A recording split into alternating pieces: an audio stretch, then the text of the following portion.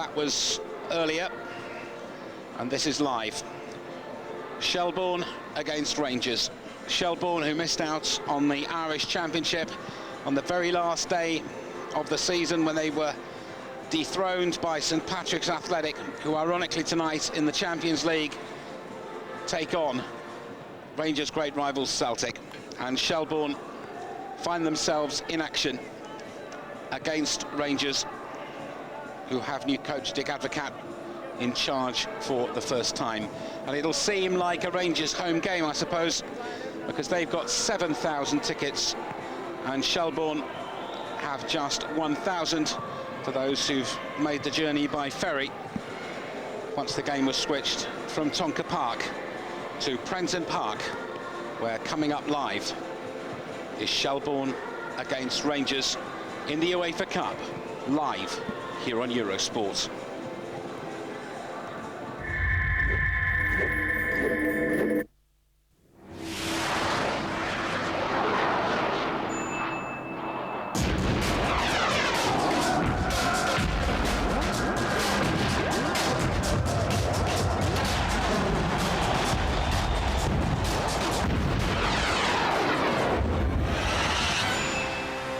When football's your world, Bud's your beer.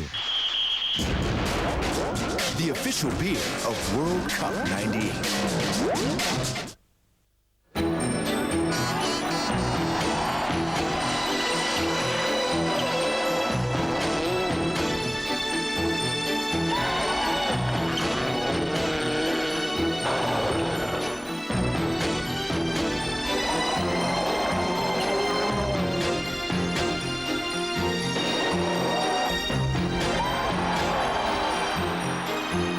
Designed to be a winner. Subaru.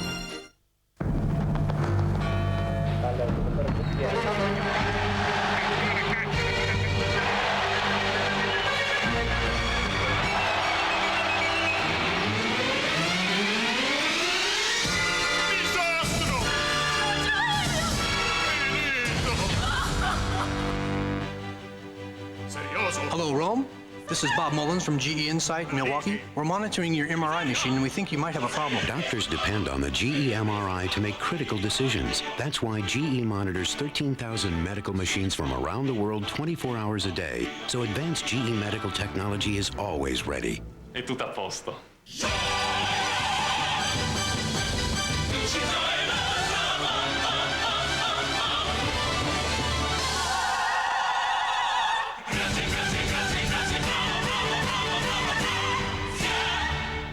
Just doing my job.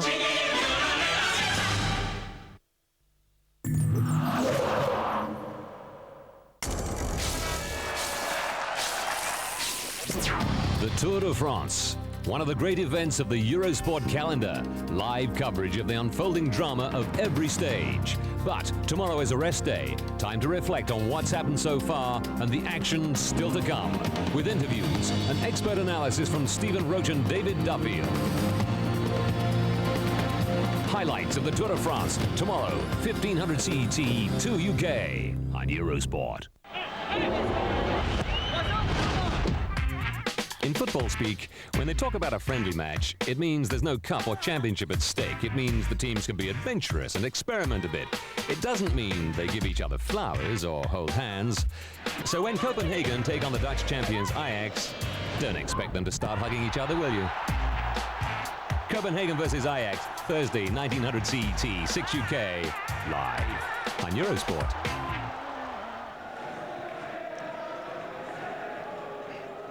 Welcome back, and at Prenton Park, the atmosphere building towards kick-off in this, the first of the new season's matches for clubs in Europe. Many played this afternoon, as we were talking earlier, and tonight, really a special atmosphere with, of course, Rangers taking on Shelbourne, and both teams have had to travel, so have their supporters, and both have come here full of hope. Well, let's look at it in a little more detail. And the Shelbourne players have been training in Merseyside for a couple of days now. forced to move because of the decision to switch the match. Rangers have a lot of support in Ireland, but in 1984, when they played in the Republic, there were a lot of crowd problems. Shelbourne shows they weren't forced to move the match. The club were left with no other decision to make. The police had information that maybe there was a possibility of people coming down maybe from the north to cause trouble. There's also that faction in Dublin of Celtic versus Rangers. And to avoid, at this stage in Ireland too, there's this is the marching season, and just to avoid any possibility of danger, it was decided to transfer. If we hadn't, and something had happened, I mean, we would have been hung out to dry. And nothing is worth that. But let no one be in any doubt, this is a very big game for the Irish side. Huge disappointment, because in the past couple of years they didn't have really good draws. This is really attractive draw, and you're talking about having a full house in Talca Park, which is 12,000 people in a very tight stadium, and for the players they wouldn't have even experienced that, and that would have been great. I don't think that would have been something they would have remembered, but that's the hand we've been dealt. And I'm not in the business now of making excuses before we start. We're big boys, and we just have to go ahead and do our work. Well, that work could have been in the Champions League, barring a last-day upset. But the players remain confident of the task that lies ahead tonight. We'll give a good account of ourselves. That's the main thing for us. It's a big game for us, as I said, and you don't get them that often. So, I mean, realistically, I don't think we'll beat them over the two legs, but we might surprise them on one of them. So, hopefully, it might be this one. They're a huge club. They've got lots of money. They obviously want to win the Scottish League again this year and do well in Europe. So they've brought in a big manager with big players and big money, and you know, if that's the way it is, that's the way it is. We can't compete with it money-wise, but hopefully we'll compete on the night. Pat Morley is a former Celtic trialist, and another man who knows a lot, former Arsenal's Pat Scully. Yeah, the training's very good here. I mean, I know it's a part-time club, but we've got a good family at the club. We've got some excellent coaches, we've got a good manager, and we've got a good pool of players here, and we try and do it as professionally as we possibly can. Nominally, Shelbourne are the home side tonight, but that really does count for nothing once the big kick-off takes place. It's quite simply a case of them going out against the aristocrats who've come down from Glasgow, with Rangers under new management, with a host of new players, knowing that Europe means almost everything to them, apart from winning another championship. The new men include Lionel Charbonnier, Arthur Newman of the Netherlands, who's come from PSV Eindhoven, André Kanchelskis, formerly of Manchester United, Everton and Fiorentina of Italy, Giovanni van Bronckhorst from the Netherlands, who's come from Feyenoord. And as well as that, they have a new coach in Dick Advocaat from PSV Eindhoven. Well, really, I've only been in the last 3 or 4 days, so it's hard for me to say anything, but the boys are, the signs are favourable, the boys are enjoying it. It's different kind of training, different ideas and whatever, so first signs are very favourable. Yeah, actually, as you say, there was a mass exodus at the end of the season with a lot of players going out. As you say, we brought on a lot of new players in, a lot of good quality players, so yeah, it might take them a little bit of time to settle in, but as I say, they're good quality players, so this early shouldn't be a problem for them. That surely is the question about tonight's game. Has Dick Advocaat had time to instill a team into Rangers and knit the group of individuals into a high-class outfit? It's unfortunate for them, but there's no easy games in Europe, as we've known to our cost in the last few years. We give them the same respect as we give any other side. And Jury is well aware Shelbourne are no stranger to Scottish opposition. Well, they played against Kilmarnock last year, gave Kilmarnock a tough game over 2 legs, so a tough game, but it's one we're very much looking forward to. Well, tonight Rangers need to hit the ground running and move a big step closer to the next round. They'll need to be at their best, or else Irish eyes will be smiling on Merseyside after a huge upset. Rangers know it's up to them to perform. And the warm-up's almost complete, and the crowd building towards the kick-off. of this UEFA Cup tie.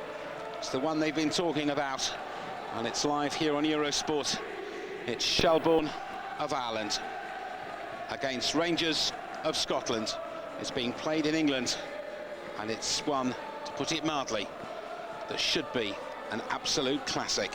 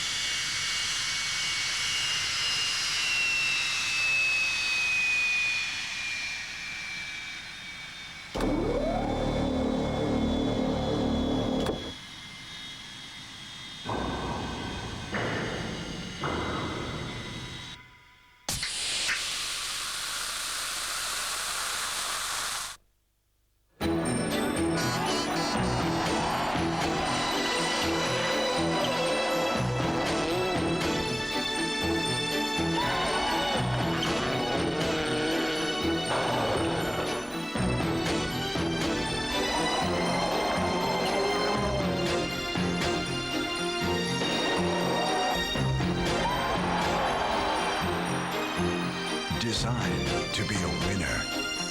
Subaru. Calmay protects you with MSK. Calmay Intelligent Stunts that avoid your injuries. Calmay. Krombacher gibt es auch in einem kleinen Kasten, der Krombacher 11. Das sind 11 Krombacher, handlich und leicht. Der kleine Kasten für den großen Genuss. Krombacher 11.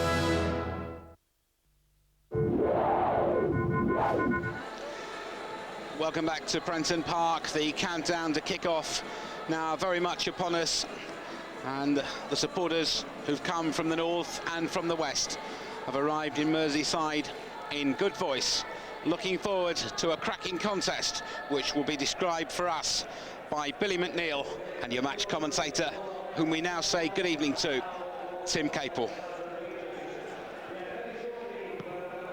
Welcome back then to Prenton Park. Now joining us alongside tonight is Billy McNeil. Now Billy, the weather conditions here tonight, a slightly autumnal feel to them rather than summer. Well, I think there is something in that, Tim, but having said that, you know, it's a good night for football. The pitch is absolutely magnificent, and I think we might be in for a little bit of a treat tonight. Now, what do you think about the decision to stage the match here in Prenton Park in Liverpool rather than in Dublin? Well, I think from a Rangers point of view, they'll be quite pleased with it because it takes any suspense out of the fixture for them. I think from Shelbourne's point of view, they're giving an awful lot away. They're giving away that home advantage. It's probably unfortunate for them that a lot of their public won't be able to see the game. But I think from a Rangers point of view, it'll work well for them. Now, about the game itself, what weaknesses, if any, can Shelbourne exploit in this Rangers side? Well, to be honest with you, we're all intrigued, waiting for the announcement of the Rangers side, because very few of us really know much about the players. Obviously, I think the biggest thing they can try to exploit is a lack of maybe understanding and appreciation of each other's abilities, because it's a very new side, whatever squad is chosen, and it's been a very short time that the new manager has had to work with them. So I think the biggest thing that they have in their advantage is perhaps to spring a surprise, go at them and maybe create sort of little bits of disturbances simply because they don't know each other's way of playing. As we said, it's not just a new team, it's also a new manager for Rangers. It surprised many Dick Advocaat making his way up to Ibrox, but a very experienced coach. Well, that's right, and I think, you know, looking at it from the outside, I think he's an excellent choice because he is vastly experienced. Dutch football is well regarded, and he is well regarded as a coach. I think it's an excellent choice, but it'll be interesting just to see how much he's achieved in such a short period of time. Now, what has gone wrong for Glasgow Rangers in the past? I mean, they've lavished money on the team, yet they've achieved relatively little. Well, in the European sense, they've achieved relatively little. In the Scottish sense, they had all that success winning leagues 9 times in a row. But I think the problem was that the team started to grow all together. An awful lot of the stalwarts were all together. Ali McCoy, Richard Gough, Andy Gorham. And then the Gascoigne influence, the Laudrup instance started to diminish. And when that happened, everything just fell asunder. What about Shelbourne tonight? Are they likely to be overawed by this occasion? There's a huge following made its way down from Scotland, a slightly smaller one from across the Irish Sea. Well, my experience of playing Irish teams is that they tend to accommodate the situation well. They know that if it goes down in paper, then they don't have really much of a chance. But they'll go out there to enjoy themselves, they'll express themselves, and I don't think they'll be overawed at all. And we might just get 1 or 2 little surprises, but at the end of it, I can't see anything other than a Rangers victory. I was going to say now to your favourite part, the score prediction game. Now, no, it's a difficult one to predict. As I say, you know, obviously this is still very much a pre-season game from Rangers' point of view, as it is for Shelbourne. But I think Rangers will be happy with a 1-goal victory. I really do think that. OK, we'll take a short commercial break. Join us again in a couple of minutes for the game live.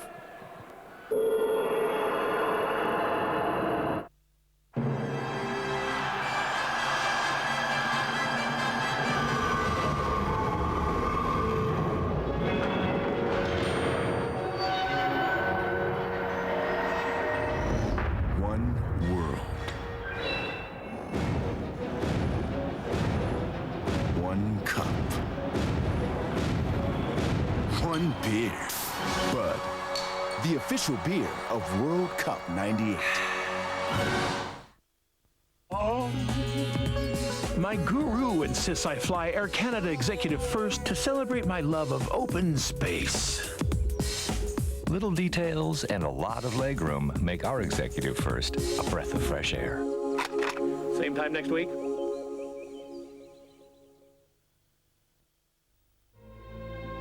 What do you see?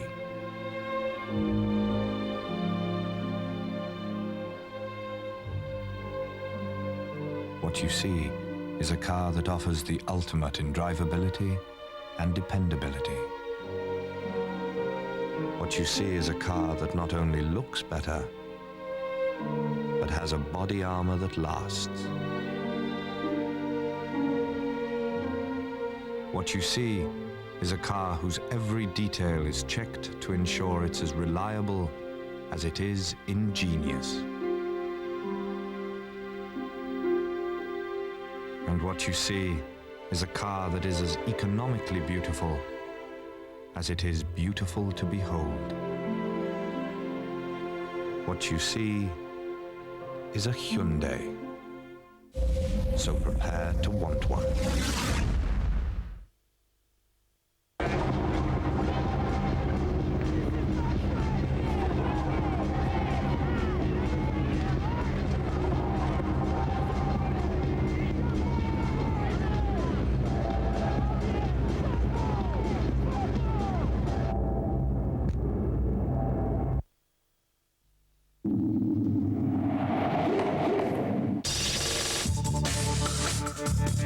Live to Euro Cups. With active driving, active safety, Subaru.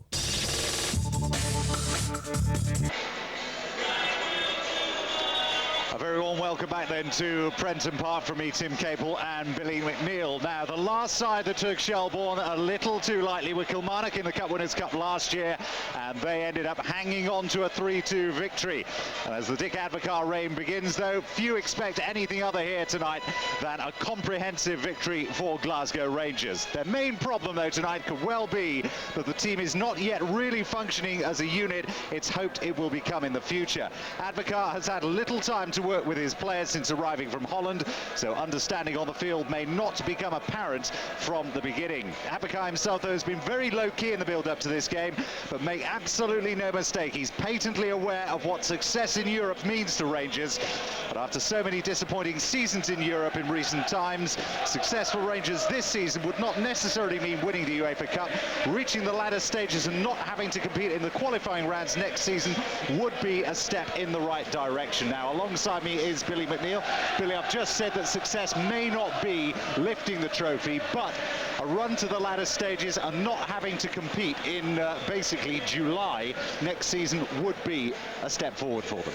I think very much so. I have the feeling that would be exactly the type of things that Dick Advocaat will be saying to Rangers. Let's not have too big a horizon. Let's think of progressing in this competition. I think it's important for Scottish clubs to do some justice to themselves in European competition, because it's a long time since that's happened, and obviously that will be very much in Rangers' mind. You've got to remember that they lost the league in Scotland for the first time in a long time last season. It'll be important to the supporters and to the people inside Ibrox that they make some progress in a European competition. Georges Albertz is quoted in the press all over the UK today as saying that, well, let's just forget it for this season and concentrate on winning the Scottish Premier League. Well, I would think that given a choice, the Ibrox faithful, I would think, would choose winning the league would be the preferable option. But I think what Albert said was a lot of good sense.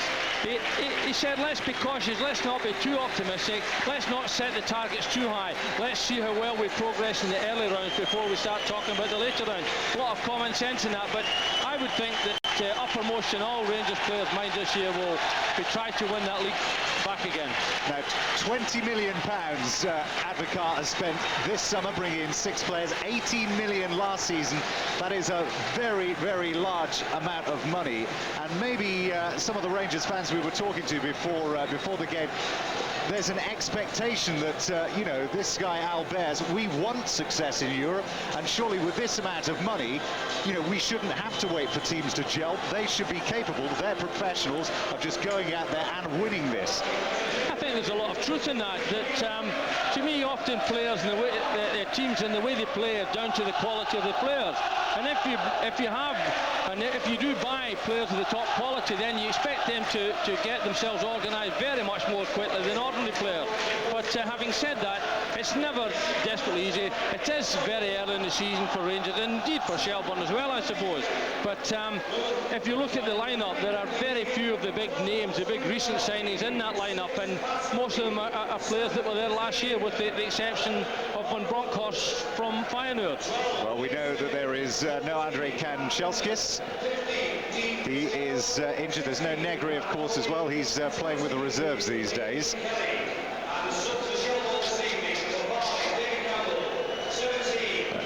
Prenton Park is not full by any means this afternoon or this evening, but there is a pretty large contingent of Rangers fans that you can see in the Tranmere Rovers home stand behind the back of the goal. And this is one of these grounds, Billy, where the stands are so close to the field that you don't really need an awful lot of people in to generate a great atmosphere. No, that's right. There certainly will be atmosphere. I mean, the Rangers fans have travelled a long way. They'll be down here, typical Scottish crowd. They'll make lots of noise and they'll create lots of atmosphere. But the ground, the pitch itself is in magnificent condition, and I think we might well have a very exciting game in prospect. Well, there is the Rangers lineup. Confirmation that Giovanni Van Bronckhorst, the one new signing of the summer, is to take his place on the field. Now, Shelbourne, Billy, they're a hard side, and I mean that in the physical sense. Well, yeah, I think they very well will be. You know, Dermot Keeley, the manager, was a very powerful centre-half, a good centre-half in the Irish League, and, you know, to be quite frank with you, I would imagine he'll have a competitive side playing tonight. Shelbourne get the game underway then in the red shirts. Alan Goff. And they've promised to attack right from the start, Shelbourne. They've got absolutely nothing to lose, they say. 15 is Dean Fitzgerald.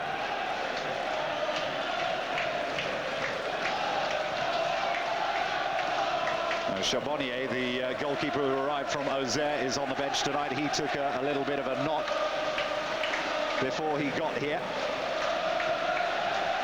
6 is Scully.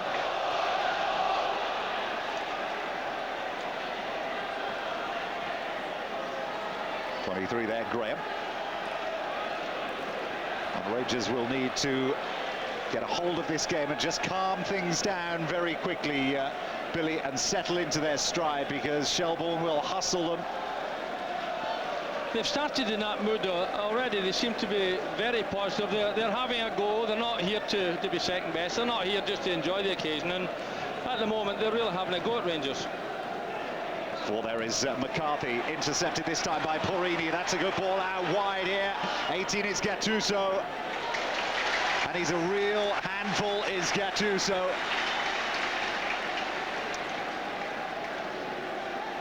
Really busy player, a great favourite amongst the Ibrox faithful. Gagan covering him. And the keeper got a connection to that, only just.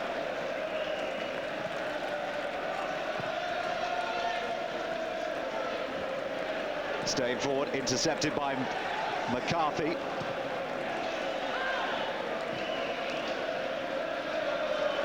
The 11 is Rutherford.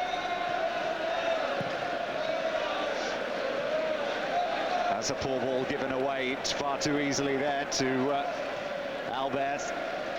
9 is Gordon Dury. Very little time off for Gordon Dury, almost straight back into training after the World Cup run. And already Shelbourne forced onto the back foot. This is Porrini inside Rutherford. Porrini continues his run.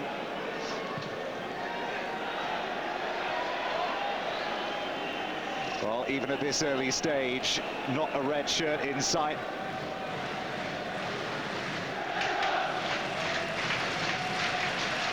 Two strikers, Morley and Kelly for Shelbourne.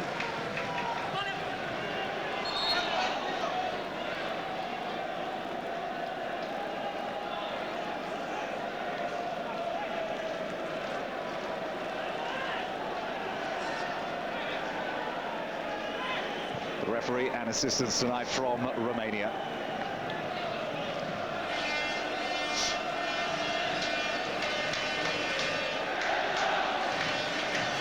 Now Shelbourne, Billy, are lining up with a fairly standard 4-4-2 formation here. There's nothing particularly new about the way they're going to play tonight. They've not adopted a style to suit the opposition.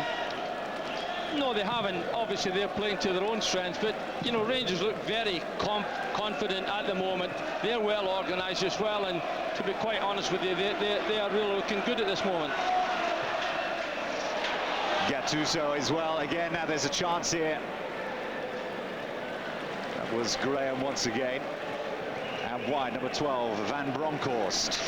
And does well to keep the ball in there, Van Bronckhorst. A man with plenty of European experience from the past couple of years. Just 23 years of age.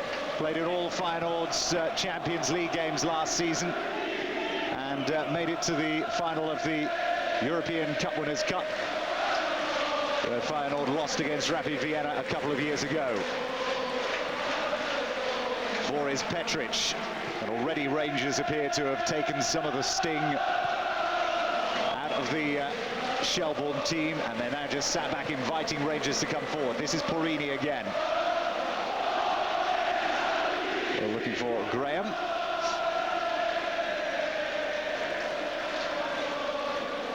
And Dermot Keeley, a man you know well, Billy. Certainly do. He was a good player with Dundalk in Ireland. I tried to offer him a deal at Celtic years ago, but... As Jury gets to the byline, this is going to be an opener. No, the goalkeeper was quick to read the situation. Jury doing very well to get to the line, and Declan Gagan was lost momentarily. It was a good break by Rangers. Gordon Jury's pace is excellent. Good ball into the middle, and might have come to something better. Porrini getting things going again. 18 is Gattuso. Bit sloppy there, though, from Gattuso.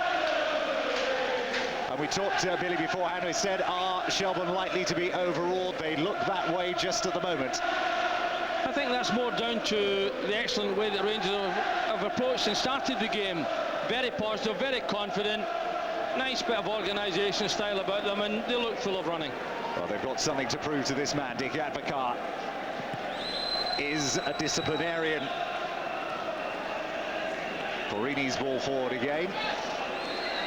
Advocaat, you may remember, in charge of the Dutch side in the World Cup in USA 1994, where the discipline was felt by many of the players to be a little too much.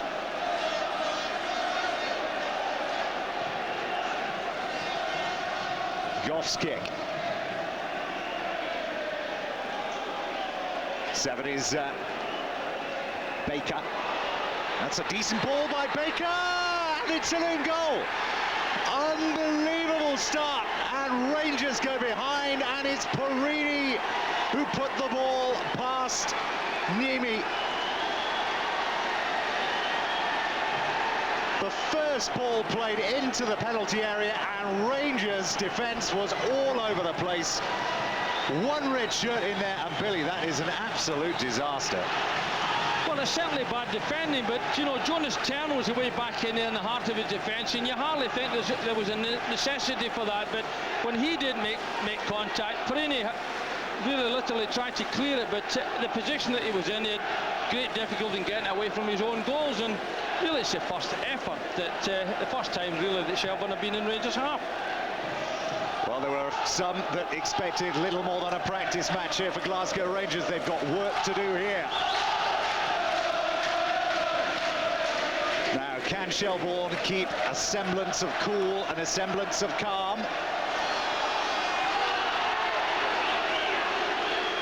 And just a little too much pace on the ball, and the vastly outnumbered support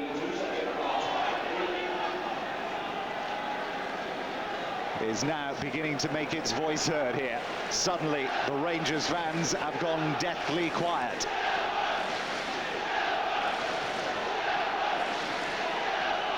Jury's forward looking. And again, we said, Billy, that it would take time for this side to gel as a unit. Well, certainly Dick Advocaat will be disappointed at losing a goal so easily, because it was a straightforward ball in from the right-hand side. The two central defenders got themselves into no man's land. Jonas Tern was right in there, couldn't manage to cope with the ball, and Porini unfortunately turned it in his own net, but he'll be disappointed at the lack of a positive action at the back there. Fantastic atmosphere inside Prenton Park here this evening. And although I'm sure it's not the last goal that we're going to see this evening, we couldn't have wished for a better start, not only to the UEFA campaign, but to Eurosport's European campaign.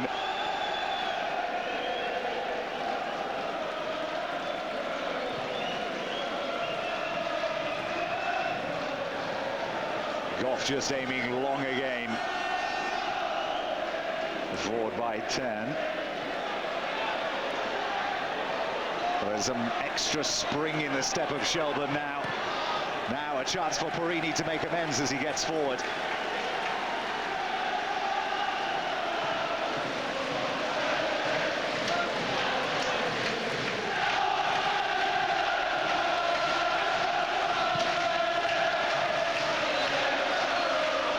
There is Liam Kelly.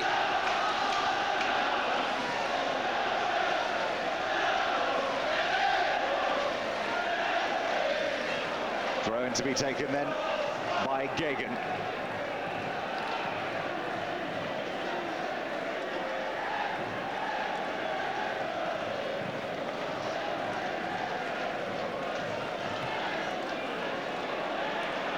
Well, the kicking skill in terms of length gain certainly not in question from Goff. Just a little of the accuracy at the moment is missing. That's Smith's ball downfield.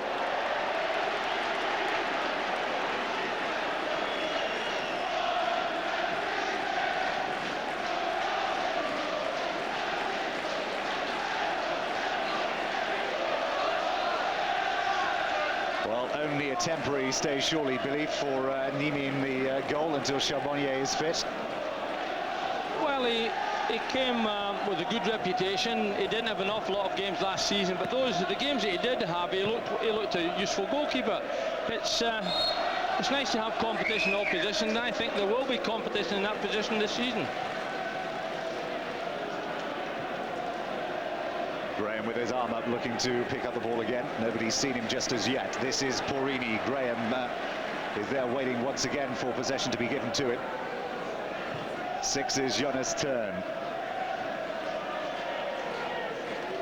And again, Shelbourne very quick to close down the space. Not allow Glasgow Rangers a lot of time. Now, on the break, that's a good bit of play there from Rutherford. Still going, Rutherford. He's got to wait, though. There's nobody up with him just at the moment. It's Rutherford against Porrini. Still going, Rutherford, and did well to get the cross in.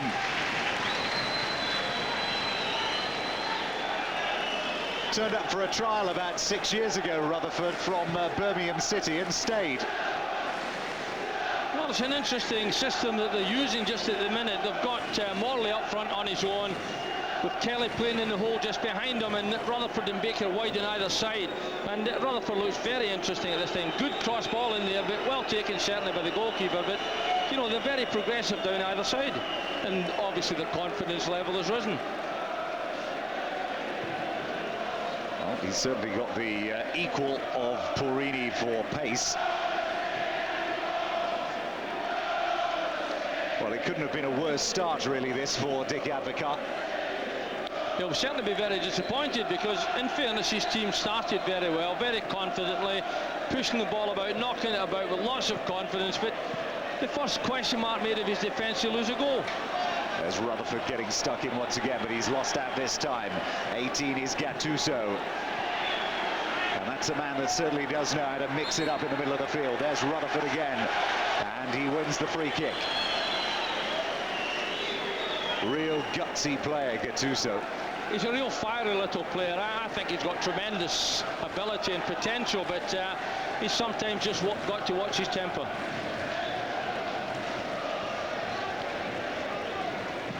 There's Gagan with the kick. Looking for Rutherford.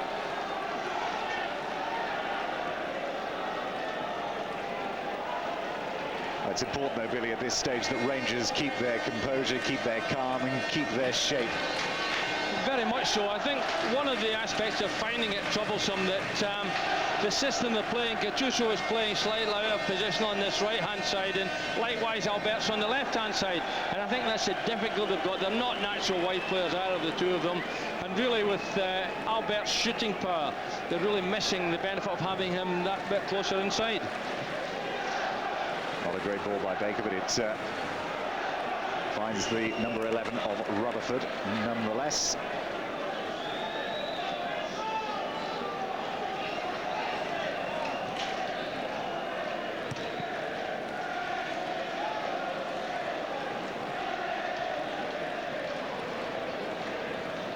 Well, as they begin to maybe commit a few more players forward in search of this equalising goal, they've got to be aware of the dangers of the counter-attack from Shelbourne.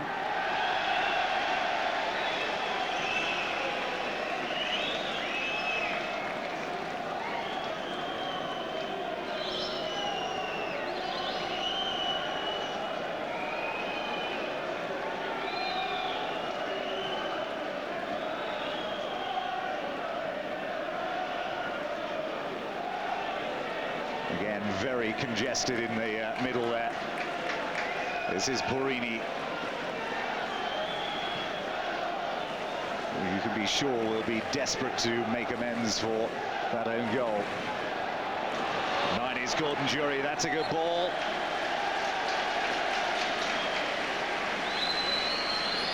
Well, disappointing cross, though.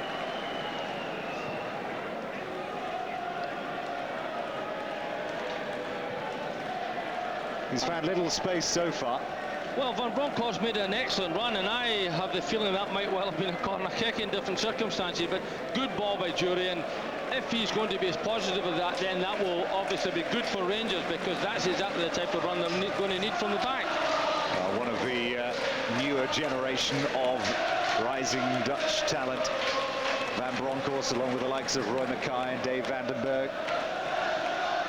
The era after, of course, the Davids and Seedorf, but they haven't quite hit the heights of your Davids or Seedorfs just yet. But a lot is certainly expected at Glasgow Rangers anyway of Giovanni Van Bronckhorst. That was not a good ball by Amoruso. It illustrates the difficulty Rangers are having at the minute, because immediately they get possession, Shelbourne drop off, leave one player morally up front, the rest go back, retreat into midfield and into defence, and say you can have the ball on your own half, but you're going to find it difficult to break us down. Rutherford leaving the ball to go and take a position inside the Rangers half. Here he is again, Rutherford. He's tripped from behind. Leonce is the referee. 6 is Jonas Turn. Again, that was a very poor piece of play from Glasgow Rangers. 11, Albers. Gordon Dury getting to the byline, cuts inside his man. Good shot and a good save by Goff. Good play though, Billy, by Gordon Dury. Very much so. He's good at breaking into those wide positions, but look at this, that's good skill, brings it back, drags it on his right foot, and good stop by the goalkeeper, stood up to it, got it over the bar, but good run and shot by Dury. The first real save he's had to make, but it will give him confidence. And that's another save, this time with the feet. It's not clear just yet. Turn was in there, trying to poke it back inside. That was good play by Goff once again to get down that quickly with his feet. And that's not going to be a free kick. Play answers the referee. This is Gordon Dury still. Out wide here is Porini.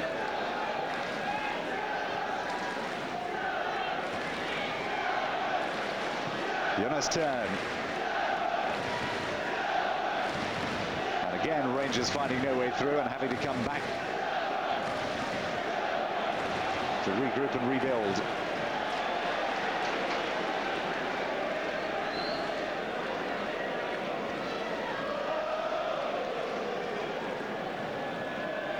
And all of a sudden, the words in the press this morning of Georges Albert seemingly having a ring of truth about them after 18 minutes here at Prenton Park.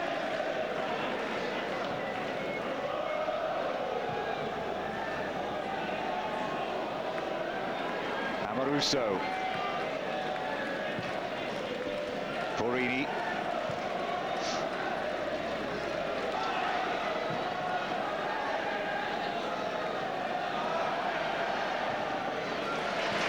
Rutherford will get back there, but not quick enough. This is Porini.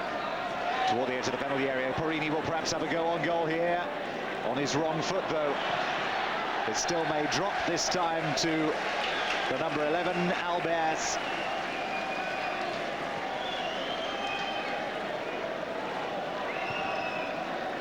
Well, maybe Porini should have perhaps had an attempt on goal there himself, Billy. He might well have done, but this is the area that Alberts is good in that inside, rather than wide on the left-hand side, in that inside area where he's got tremendous striking power, and if he gets his chance to have a shot at goals, then the goalkeeper will know all about it. Well, a pensive-looking Dick Advocat on the bench. Porini again.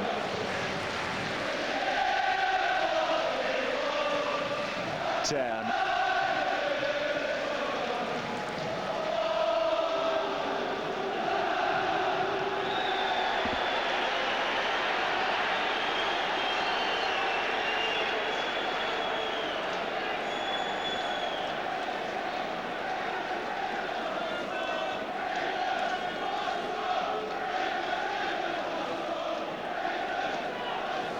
Amoruso. Porini.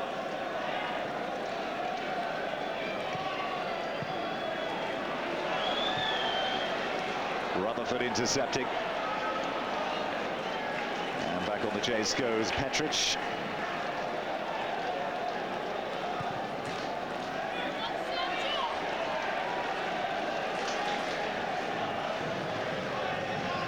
Porini.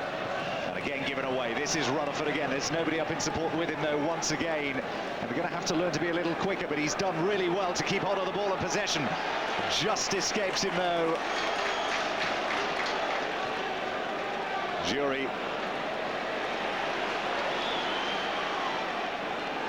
Fitzgerald. Oh, that's a good ball. Now going into the penalty area is Morley, if he can get the ball across. No, he can't. And Niemi this time as Morley peeled away to the back post.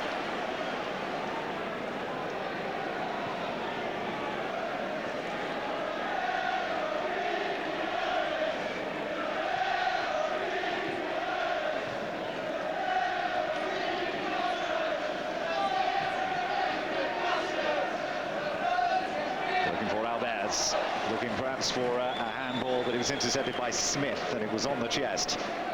For here is Petric. Amoruso. Porini.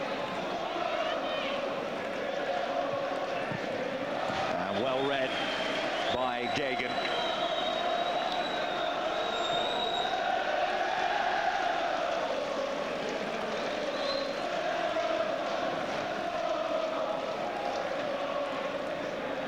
Gattuso losing out this time. Rutherford once more. Forward from Amoruso once again. But it's all very easy at the moment. That was McCarthy's clearing header.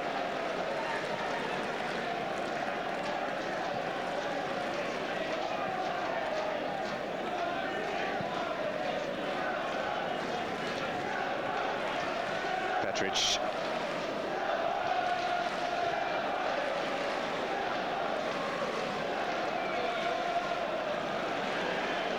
Gordon Jury dropping ever deeper to look for possession and to get things going. But it's not working at the moment for Rangers, Billy.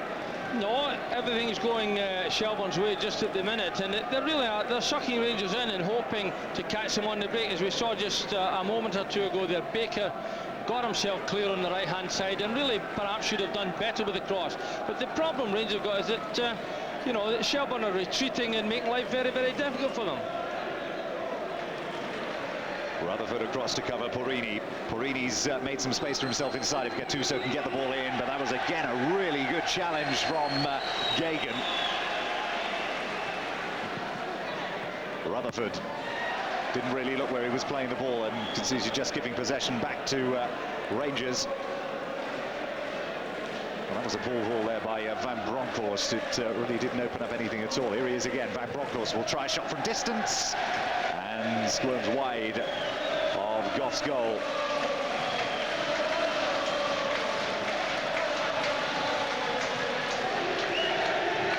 Looks a very competent player, Van Bronckhorst, but that's the type of thing Rangers have been forced into simply because of the numbers that Shelbourne have got back.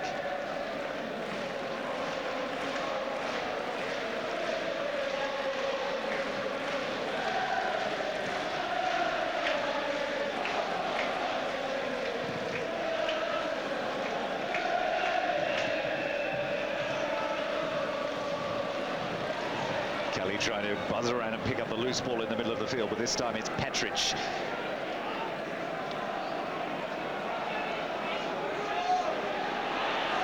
Amoruso. And Goff getting his body behind the ball. Good positioning by the keeper, just in case there are any awkward bounces. They're not the easiest to save, those, are they? Certainly not. Certainly the pitch is very true and the goalkeeper took it very confidently, but that's the type of thing, to beat a retreating defence, that you sometimes got to shoot from out far. And a shove in the back. And Jury gives away a free kick. But he's looked fairly lively, Gordon Jury, considering that he's had basically an unbroken year almost. Well, that's right. It has been a long season from. Certainly last season he wasn't always chosen from the start, and he'll have fresh, but he'll be trying to prove a point and make sure that he's first name on the team sheet. Certainly he has got pace. He is prepared to break into the wide areas, and I think sometimes that he does too much of his running away from that centre forward beat. 32 years of age though now, Gordon Jury.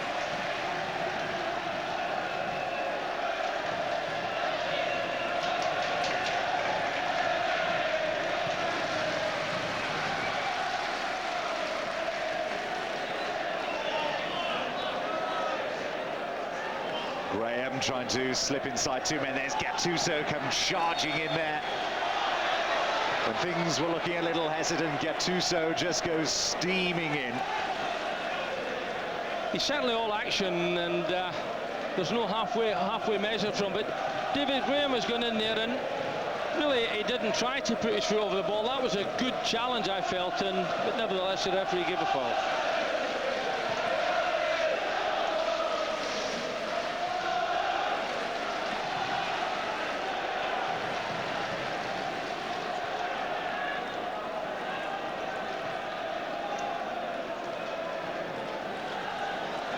Well, about 600 or 700 have made their way over from Ireland tonight, and they're enjoying every moment so far. This is Gattuso, still going Gattuso. Here's a chance, the keeper's out.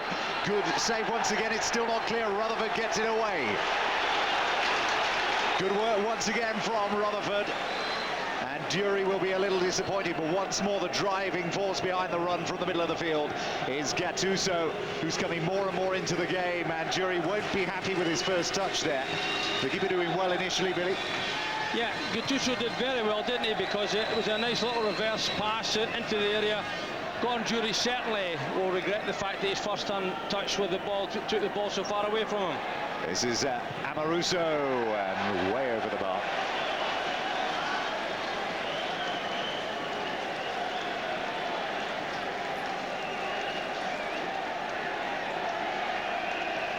A little bit of desperation, I feel, in that. He was never in a position to test the goalkeeper there, and sometimes rather than have the shot, lay the ball across the front of the goals and look for somebody to run into the angle of the ball.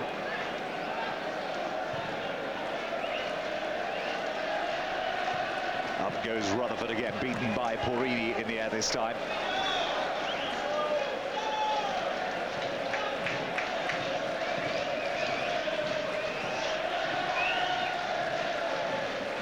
Gagan's throw.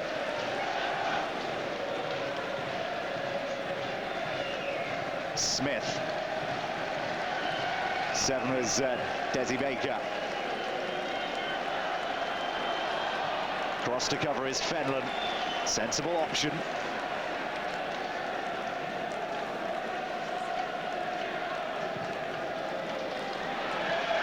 Well, just getting a little too overconfident there. Rangers charging down the field. Well, they return the generous gesture. And Shelbourne breathe easy once again.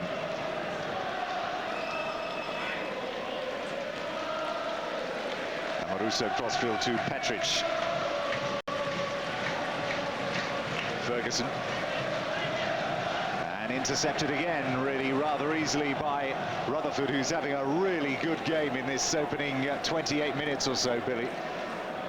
Well, since they scored that goal, Shelbourne have really played well when Rangers have got the ball, and they've formed a wide group of players right across the pitch, and they're making it very difficult for Rangers either to pass the ball in between them or indeed on the wide side of them. And really, they're performing very well at this minute. Rutherford, Baker on the other side, they both work very hard to supplement their defence in midfield. Oh, there could be a bit of a problem here. They're given a free kick away in a dangerous area. The foul on Gattuso.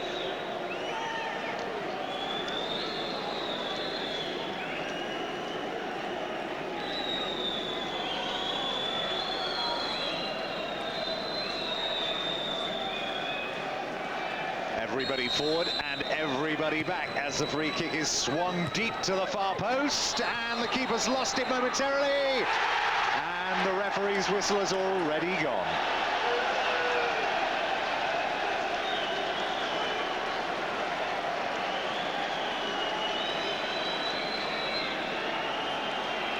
The ball was out of play.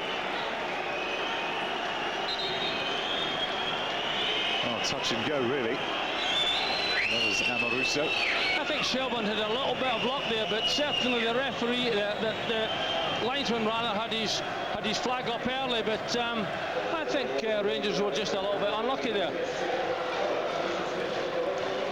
Well, Goff has taken a bit of a knock in the process and will receive some treatments.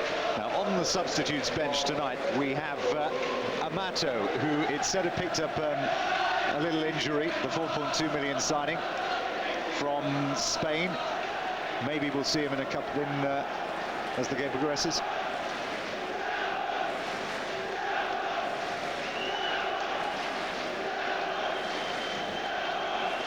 I'm surprised, you know, that if he has an injury, I'm really surprised that he's on the bench, because obviously you wouldn't want to see a situation, particularly with the strain in the stomach area, you wouldn't want to see that accentuate into something more serious. But if he's on the bench, then I find it difficult to understand why he's not on the pitch, because, you know, he comes as a confirmed goal scorer, and that's exactly what Rangers look as though they need at this minute.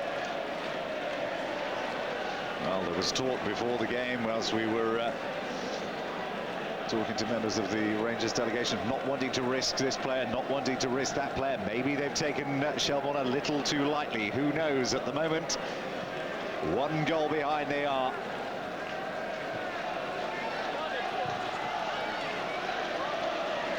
But certainly the directive from the Shelbourne management team has been enjoy the experience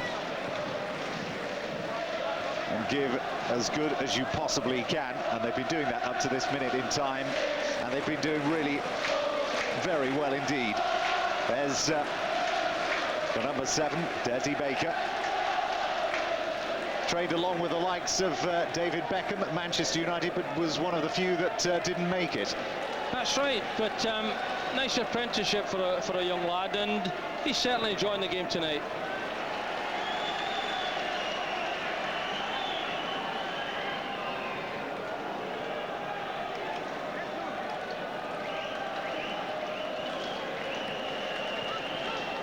There he is again, and an offside.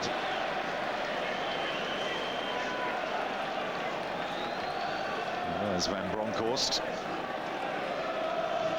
He, as we said, is used to European competition, but not at this stage.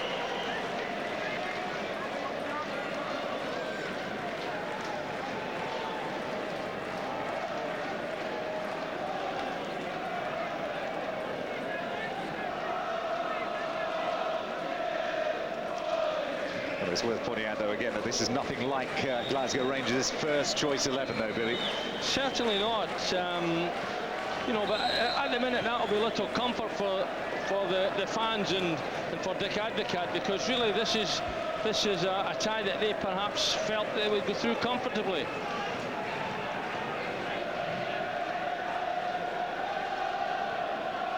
Well, they've got 2 legs in which to do it. And the game, of course, still a long way from over. But they look to have just become a little frustrated. Well, that was sloppy play given away in the middle there. 14 Fenlon was there. Off goes Rutherford on the chase, looking to close down Porini.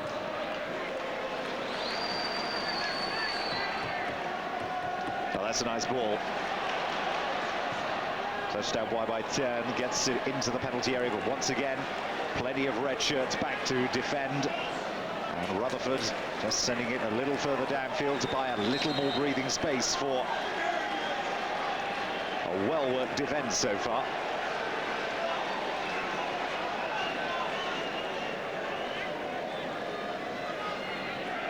Gagan, Rutherford, just anywhere downfield will do just at this moment. Across to cover Amoruso. Morley's chasing everything that comes his way. McCarthy winning it in the air. 20 is Kelly. Across, though, is Porini.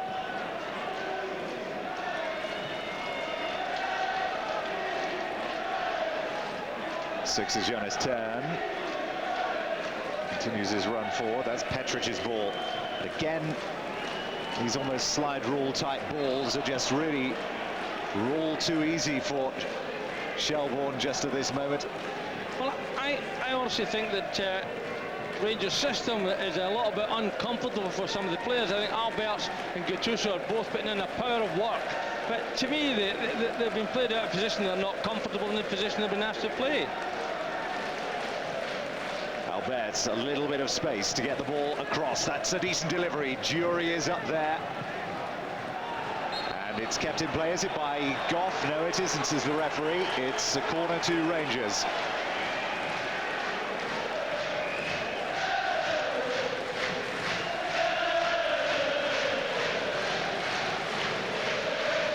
This time they leave 2 back, Glasgow Rangers. Not a good delivery. Jonas Stern tries to attach his boot to the ball. He'll get another attempt on it here. And it went straight at Graham.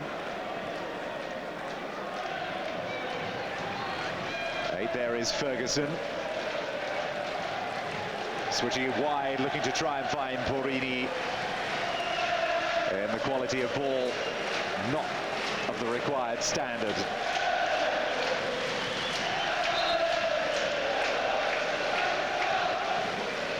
Gagan's throw. And a route similar that we've seen for the opening 20 minutes, just volleyed downfield, looking for the runner, who in this case was Morley.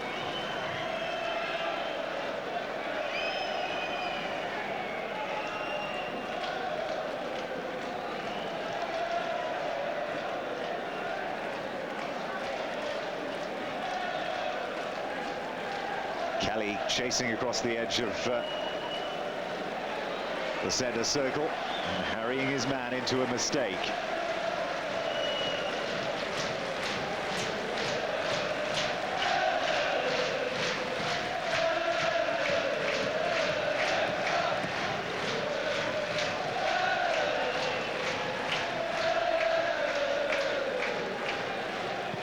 Gattuso was hanging out wide. This is Porrini.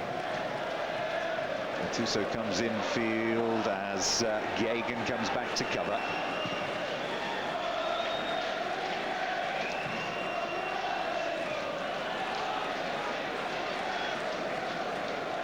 Do you think perhaps, though, Billy, that Shelbourne are going to have to do a little more, because at the current rate of things are just sitting back and inviting Rangers forward? It's a risky game to play, as we're not even at the halfway stage yet. No, that's right, it is a risky game, but you know, at the moment Rangers really don't seem to have the craft and the skill to break down that Shelbourne defence, and they're having a difficult time.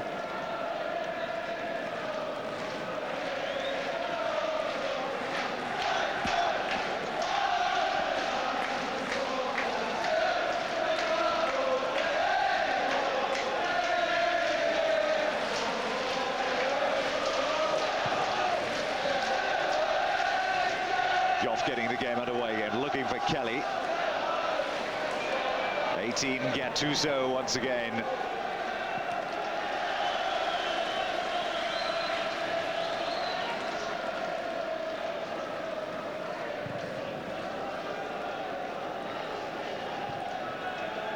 Easily won in the air by Amoruso. 2 is Porrini. And poor first touch there by Gordon Dury.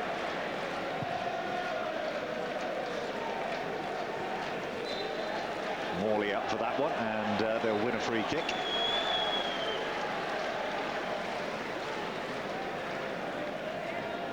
Well, the management team for Shelbourne must be ecstatic at what they've seen so far. They'll be very pleased indeed, and they're entitled to be so, because they have made life very difficult for Rangers. And you know, as I say, they're allowing Rangers to have possession in their own half, but making it very difficult for them to get any passes going when they're in the Shelbourne half.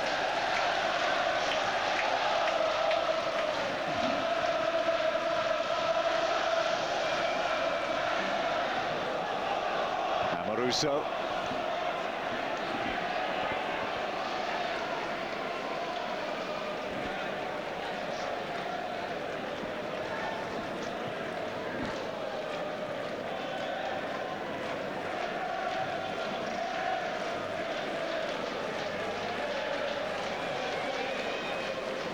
There's a real definite lack of invention in this Rangers side at the moment.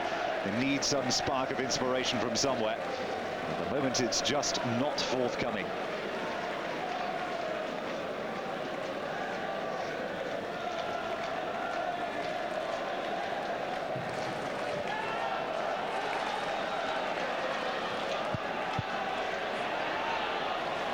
Gagan's touch, looking for Rutherford to come back, and does so.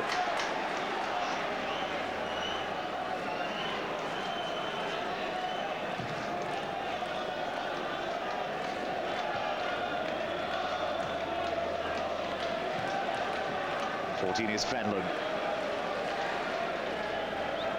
Smith. Baker. And is he going to continue his run? Yes, he does. Baker. Kelly's in the centre. And Rutherford arriving late. A little too much pace on the ball, perhaps. He got a little overexcited there. He certainly got himself into a little bit of a rash challenge by Petric, and Baker made good grounds, got himself into a good position, but you should never try to hit the first defender with your cross. A little bit more care and attention would have worked wonders there. Well, McCarthy goes in, and it's bubbling around, and it's a goal, and it's Rutherford. Absolutely incredible Rangers defence all over the place once again, and they were stood like statues, and there must have been 2 or 3 attempts. McCarthy came charging in, the keeper was absolutely nowhere. Morley couldn't get his foot on it, and Rutherford did, and there could be real history in the making here. Shelbourne 2-0 up over Glasgow Rangers. It's certainly a real shot. Good delivery from the corner kick, but the goalkeeper is nowhere, gets himself under, gets himself lost, and defensively Rangers are all sorts there. And Rutherford comes in, knocks into net, and certainly a very serious situation for Rangers now. Well, I tell you where I'd rather be having a drink after this game. 23 Graham. Rangers have got a lot of work to do if they're not to suffer huge embarrassment and what could possibly be irreparable damage to their season in July. Porini, they need a goal back before half-time, and they've got 3 minutes in which to get it.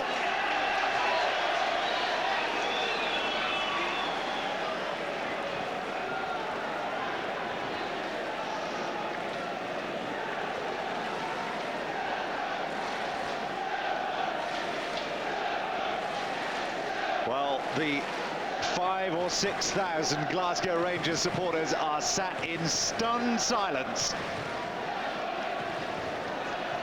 They're used to European disappointment, of course, over the past couple of years, but nothing, surely nothing, could have prepared them for what they've seen here so far. And after they'd started, the brighter of the two teams, and looked as though they were about to take control and a hold of the game after just 7 or 8 minutes. This is Gattuso.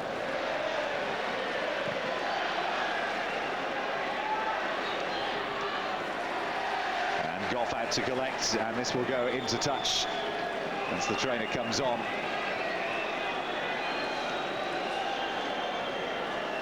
Well, the question is, can Rangers come back from this? I mean, it is only 2 goals, but what it must have done to their confidence.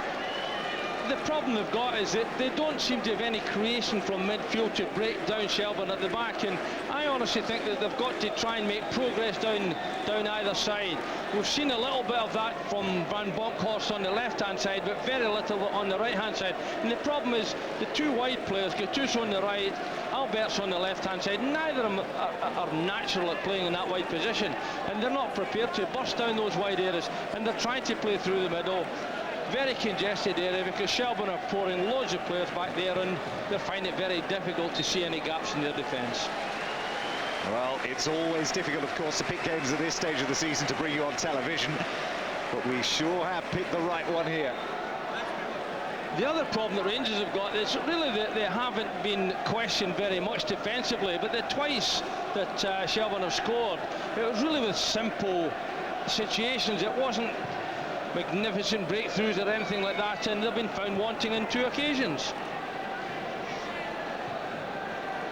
Forward by Fenlon once again, this time cleared by Petric, and just into touch.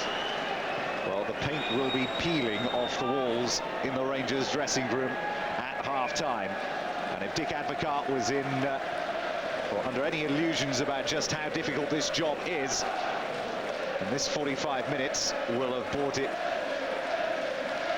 right home to him. When he came here, he said he knew just what European success meant to this club. This, though, was certainly not in the script. 23 is Graham, across to challenge is Fenlon.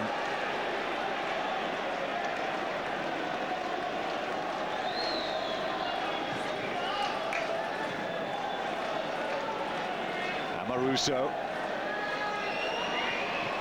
And that's going to be a corner. Well, looking at the goalkeeper claiming not enough communication there between defender and keeper. Safety first policy though. Jury screaming at his men to get them forward to join him. Porini's there. And it's going to go in. Oh, just wide of the post. Looked as though Goff was beaten there. But that's the nearest they've come, Billy. Yes, it's a good delivery from the left-hand side. Good touch on, and Porini, I think, really should be throwing himself at that area, getting across the flight of the ball, but good touch from Jury, and the most serious attempt we've seen from Rangers. Well, copious notes being made on the Rangers bench.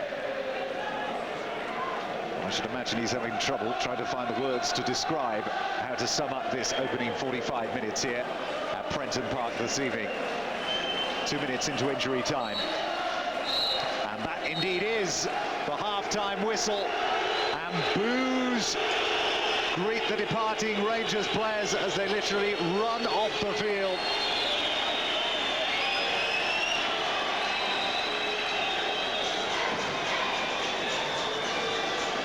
Well, the half-time score, Shelbourne 2, Glasgow Rangers 0. We're going to take a very short commercial break. Join us again in a couple of minutes.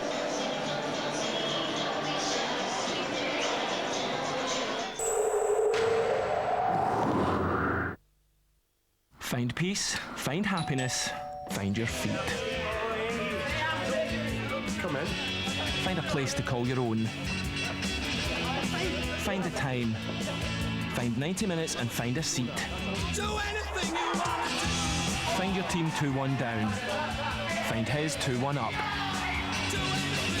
Find yourself here, find yourself there. How about the football highlights in the telly? Find a result, find McEwen's. It's what we stand for.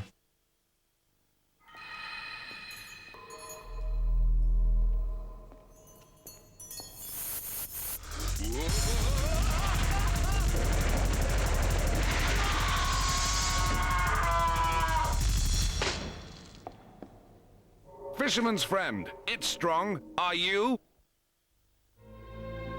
What do you see?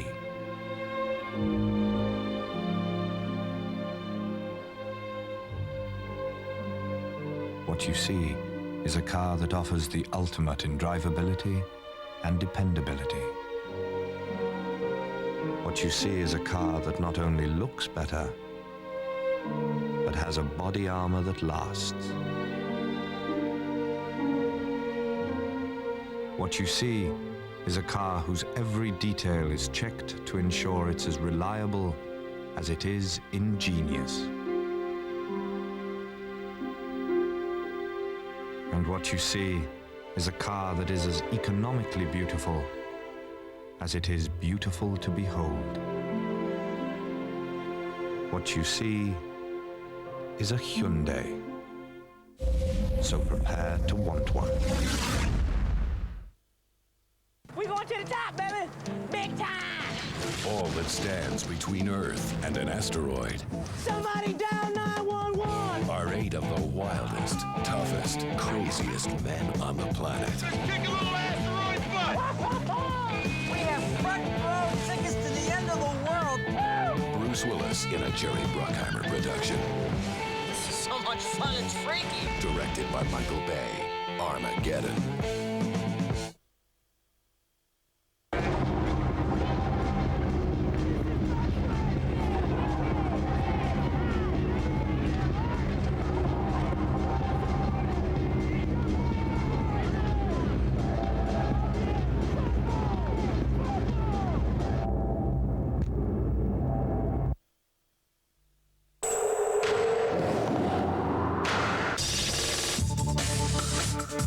Back live to Eurocups.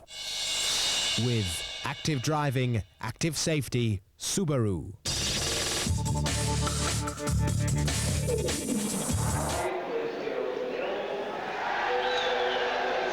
welcome back then live to Prenton Park. If you've just come in, Shelbourne lead Glasgow Rangers by 2-0. We're going to take a short break to get a roundup then of the rest of the day's top international sports stories in Sports Centre with Carlton Kirby. But don't forget to rejoin us here at Prenton Park for the full 45 minutes to come very shortly.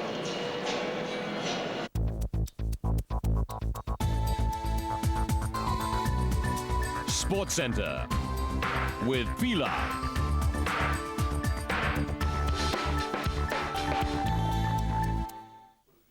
Yes, Dino Zoff was today confirmed as the new coach of the Italian national team. The rumours had been rife for some time that the current president of Lazio will be taking over from Cesar Maldini, who resigned the job yesterday. Zoff was, of course, the oldest winner of a World Cup medal, 40 years of age in 1982, when, as the captain, he lifted the coveted trophy. The most capped Italian international with 112 appearances for his country. Zoff then moved into management and led Juventus to the UEFA Cup title in 1990. He also coached the Italian Olympic team in Seoul in 1988. Dino Zoff confirmed as the new Italy coach today. Well, plenty of European football, as you well know, going on at the moment. In the Champions League, some results in for you. Club Brugge could only manage a 0-0 draw at Silks, and Dinamo Kiev have beaten Barrytown 8-0. Good result for Dinamo Tbilisi, beating Villamisa 1-0. And in the UEFA Cup as well, plenty of more action, and Red Star Belgrade, a good away win for them at the bottom of your screen there, beating Coletti. And Inter Bratislava have beaten Tirana 2-0. Ferencváros beating Pripyat 6-0.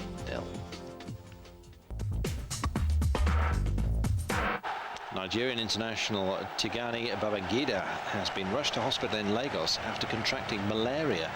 The condition of the Ajax winger is not yet clear. His team playing on without him in the build-up to a busy season of Champions League action. Babangida, of course, part of Nigeria's World Cup squad.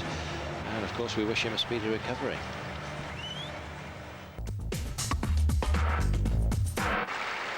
Well, Eurosport will be going to Stuttgart later this week, but we won't be looking at Thomas Muster, who today has been ousted by Fernando Vicente, the rising star from Spain, taking his match 6-3, 6-7, 7-5, and playing Guillaume Rau next.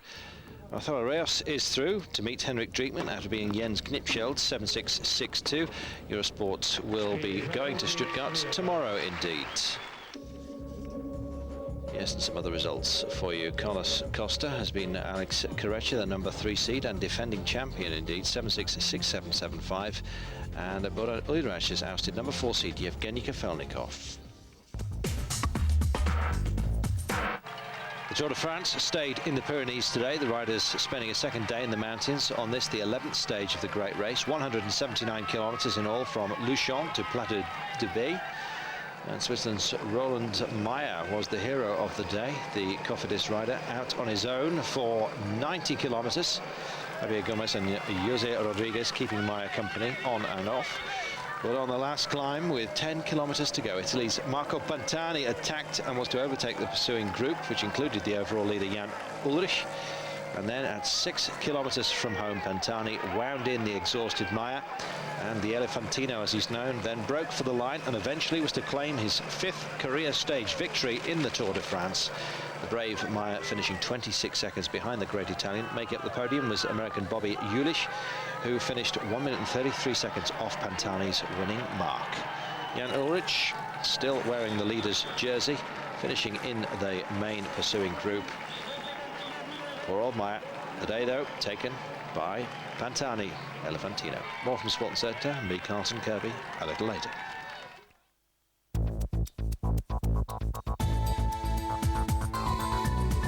Sports Centre with Vila.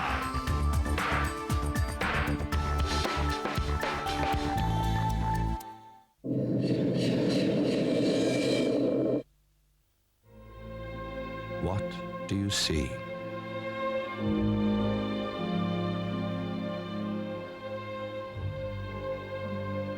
What you see is a car that offers the ultimate in drivability and dependability.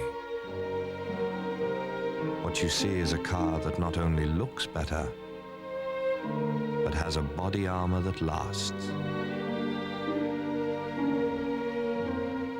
What you see is a car whose every detail is checked to ensure it's as reliable as it is ingenious. And what you see is a car that is as economically beautiful as it is beautiful to behold.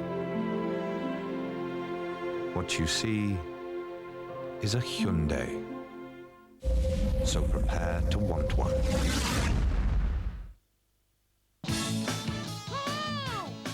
When you really, really know something's right, don't bounce it around. Snap it up. Konica.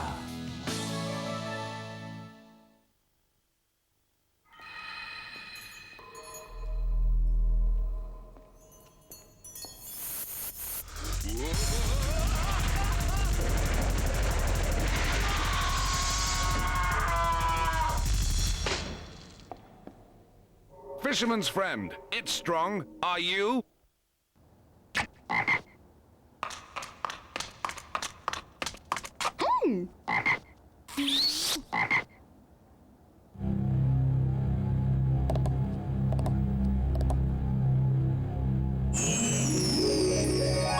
Good deal. After all, scenic mobiles with Pentium processor with MMX technology are much more economical than Frogs, Princes or anything. Siemens Nixdorf, personal computers.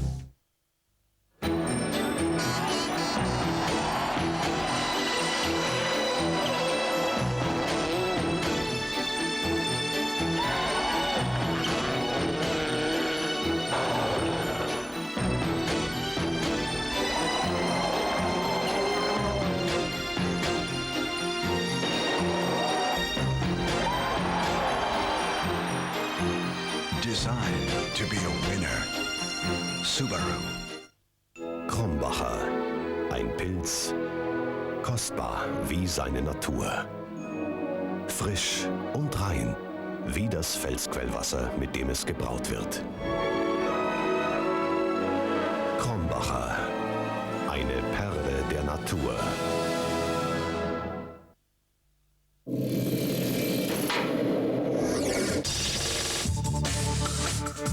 Back live to Eurocups. With active driving, active safety, Subaru.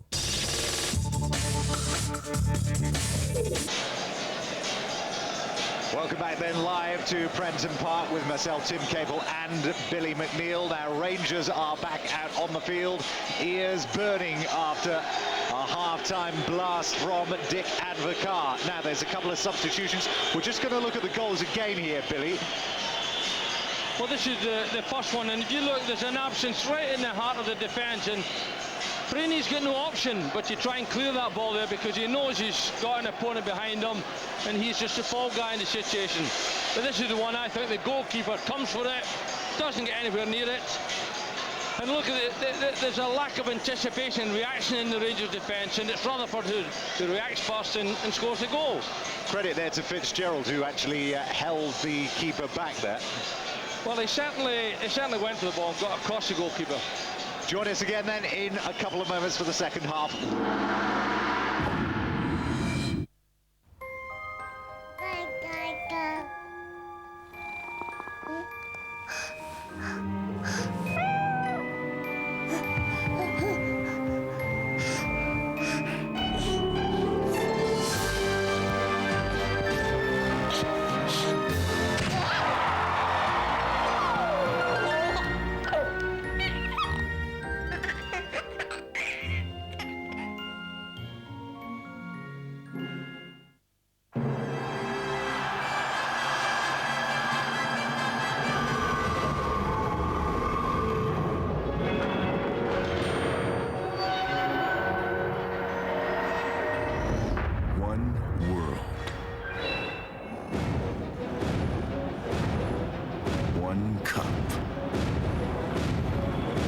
One beer, but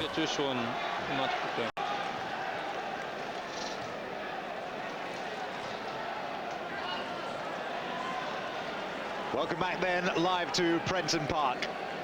The second half just underway. 2 substitutions for Glasgow Rangers in the second half. Off have gone 18 Gattuso and 23 Graham. They've been replaced by the number 10, Amato, and the man in shot there, number 16, Johansson. Now, Billy, a lot is expected of Amato, who has arrived with a big reputation. Well, that's right, and really, if you think of the tradition of Rangers centre forwards, including McCoist, the last one, the big scorer. Are they going here? There's a chance coming up here. Great save by Goff. Wonderful save by Goff. How did he get his hand to that from Johansson? It looked as though he'd made a decision to dive, and his hand held up right at the last moment to divert the ball over the bar. Great piece of goalkeeping there by Goff, who's kept them in it with a series of timely saves. Now Rangers upping the tempo in these opening minutes of this second half. That's a lovely turn by Amato.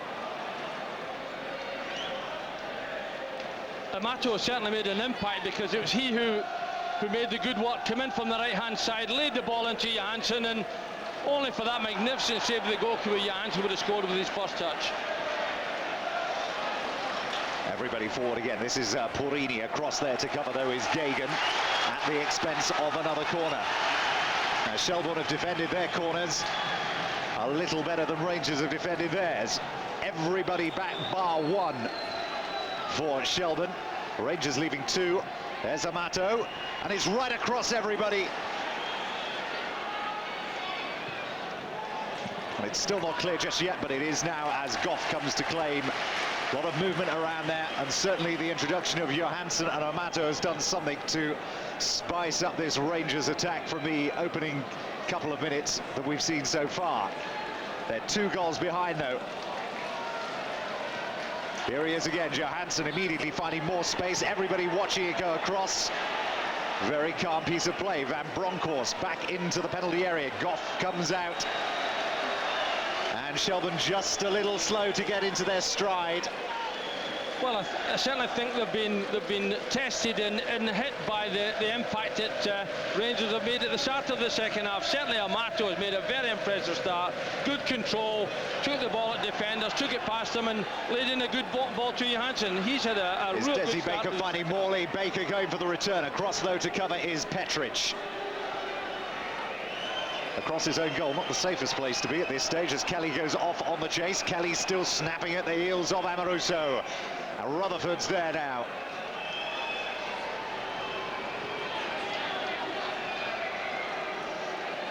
Well, they held off the initial onslaught from Rangers in the first 15 minutes of the first half. Van Bronckhorst, 16 is Johansson, just runs away from him. Smith covering.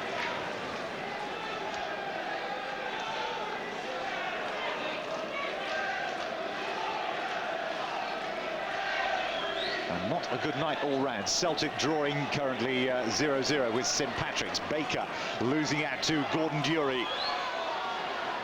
And Dury running into no man's land.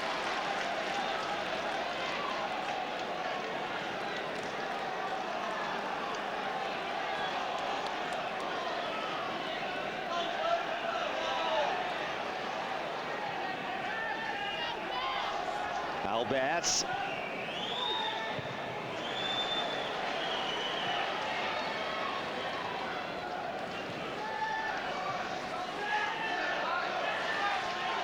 Baker across to cover, shrugging his man away quite easily. Turn spreading it out wide to Ferguson. And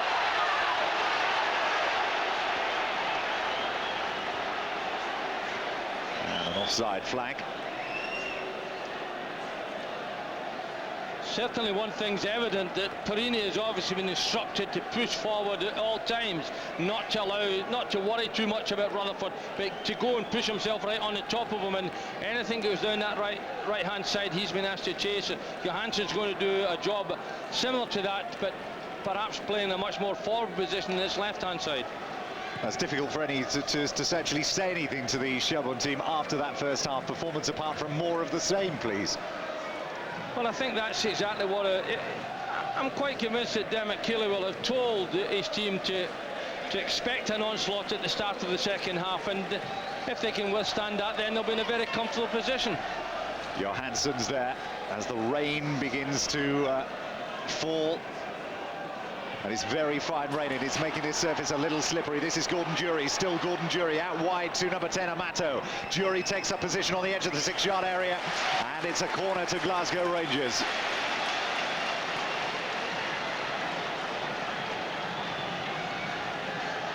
Amato has made a real impact. The first thing in his thought is to get at a defender and try to go past him. There's Johansson on the line. Not a good delivery, though. But it's very slippery in there now. Rain been coming down for about 10 or 15 minutes or so here. It's not been the greatest day in Birkenhead.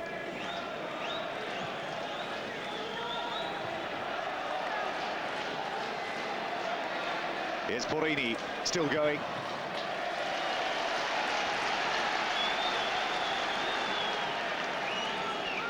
Still more Rangers pressure as Fitzgerald goes across to cover his man.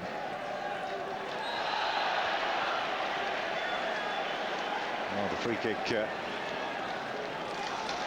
again being conceded in a really dangerous position, and rather fortunate, I think, their ability to get that free kick. I think if you attack defenders with the ball, you're always liable to get fouls given against the defender, and that's exactly what Amato's got in his mind. Everybody forward, as you can see there. There's Johansson right on the back post. They go near, though, headed up into the air by Smith, and it comes back. That's a good save once again. Well, Van Bronckhorst, that's the best shot in anger he's had so far during the entire game. 8 is Ferguson. And again, plenty forward for Rangers here, but just a little too much pace on there. As again, Amato made his way into the 6-yard area and was looking likely to cause trouble.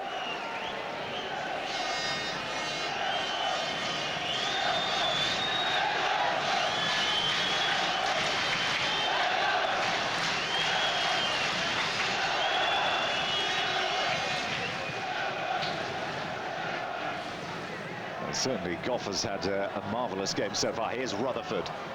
He's not had too bad a game himself. Forward by McCarthy. Rangers ball, though.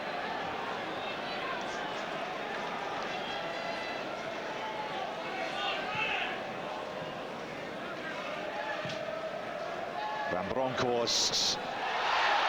Down he goes, looking for a penalty, Alberts, and was never likely to get it. This is Amato making space. Amato still can't get it away, though, Shelbourne.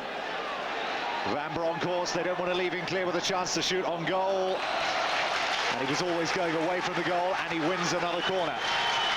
Much more positive this opening, Billy, though, from Rangers. Very much so. There we see that shot from Van Bronckhorst, and I think really the deflection took it away from goals. He was trying to hit it with the outside of his foot, but the thing that's made the impact is Perini going down that right-hand side and Johansson down the left-hand side. Well, Amato is not even marked at the moment. You may well have seen him there just nip away to the back post, and they've got to be careful there, Shelbourne. That's Ferguson. Petric snapping at his heels, though, is Kelly. And that's going to drop for Gagan. Up in the air once more, though, by Amoruso.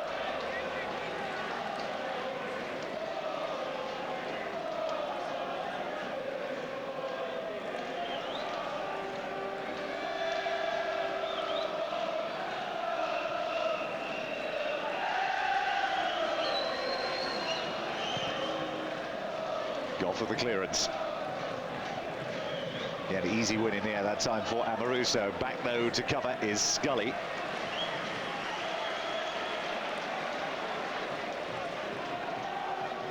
Solid game Scully's had.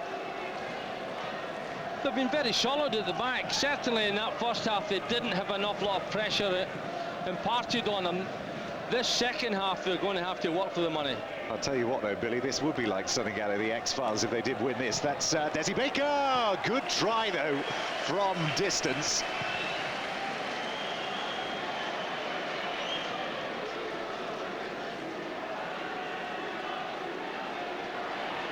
Fenlon. Chasing is Morley. It's back across to Petric.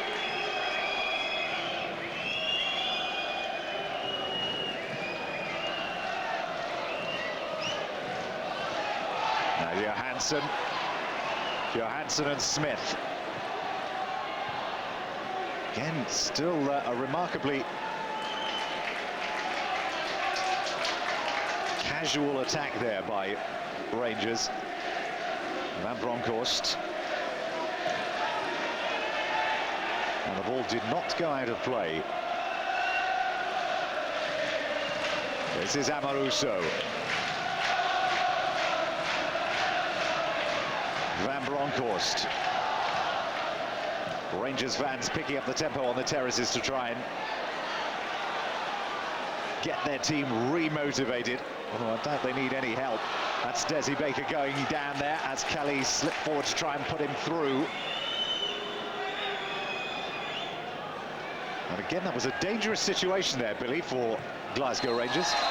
2-on-2. They seem prepared to leave themselves in that situation because they know they've got to push forward, they've got to get a breakthrough, although it might seem just a little bit strange with the second leg to come up. And through the middle goes Morley. Morley into the penalty area. Oh, Morley! Number 3 for Shelbourne. And what a marvellous finish. Really coolly done by Morley.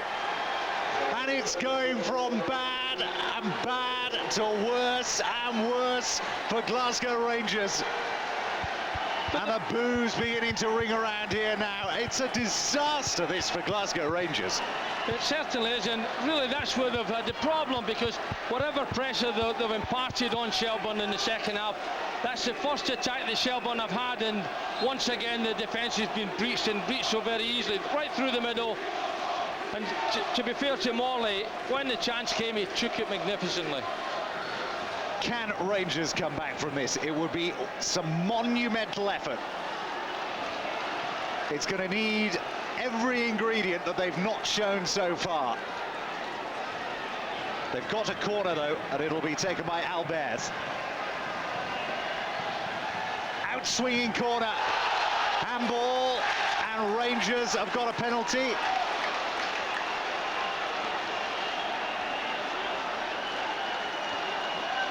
Well, an immediate reply. Stepping up is the number 11, Albert. You can see it there.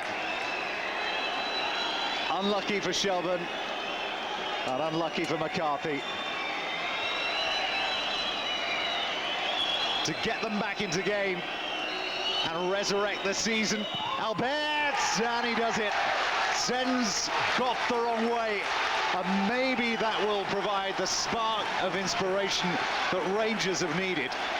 Well, certainly it was a very silly thing for McCarthy to do, no matter how ominous a goal seems. Don't put your hand up and give away a penalty, but so competently dispatched by Alberts.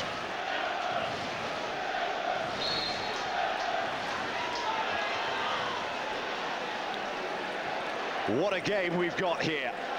Shelbourne 3, Rangers 1. And the thing is that Shelbourne look likely to score when they come forward almost at every time in this second half.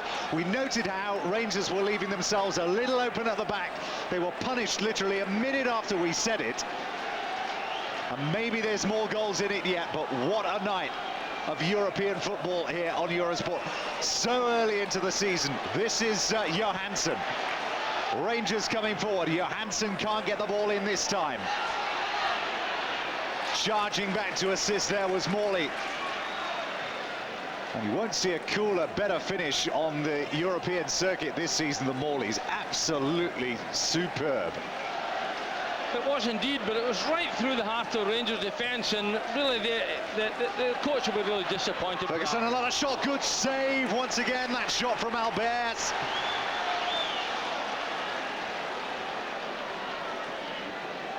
Albertz is happier in that position because it gives him the opportunity to get right there in the heart of things, get a strike or two at goals, and we saw the power with which he can hit the ball, and once again a tremendous save by Goff. Well, remember that does constitute an away goal for Rangers in this tie, a vital away goal as well. Remember, we're here after the tie was switched for security reasons to Prenton Park. This is Johansson. That's a decent ball, and it was just a little too far there for Amato. But there was plenty of time there for Van Bronckhorst to measure his cross. He looks a very accomplished player, and he's playing out of position tonight, I would think. But that was a delightful ball, and really you would be looking for Amato and Gordon Jury to be attacking that ball. It was a beautiful flight in behind it, eliminated the defenders and gave them a chance to get a header on goal. Well, the noise being generated by the 6,000 or so in here is equivalent to about 3 or 4 times that now. Here's Rutherford, gets a good ball across once again, and Morley was lurking on the back post.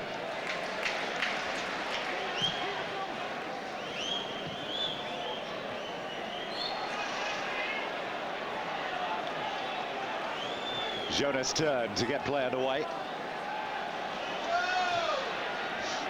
Amoruso. Porini. 9 is Gordon Dury. In front of him, standing his ground, is McCarthy.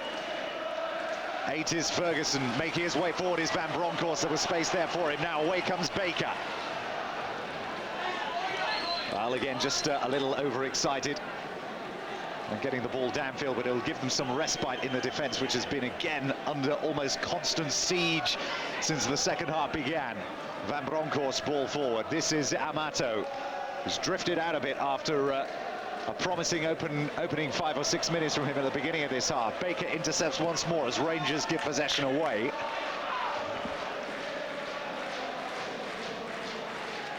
Four is Petric. And on the chase to cover it out is Gagan. Big week of football, remember, on Eurosport after last night. Germany's 4-1 defeat of Spain and England's 1-0 victory over the Republic of Ireland in the UEFA Under-18 Championships. Remember, that's all looks as though it's heading for an England-Germany final on Sunday. You'll be able to see that live on Eurosport. A Rangers substitution about to be made, and don't forget, tomorrow night, Ajax against Copenhagen at 6 o'clock, followed by Germany against Portugal at 9 o'clock. And then on Saturday, another high-profile friendly, as Ferguson, that's Ian Ferguson, is about to come on for number 6, Jonas Turn. As we're seeing, another high-profile friendly, PSG against Athletic Bilbao, and that is on Saturday night. And then another full week of football next week as well. So a seamless year of football on Eurosport as we get into this new season. And what a start we've had here at Prenton Park tonight. Shelbourne 3, Glasgow Rangers 1.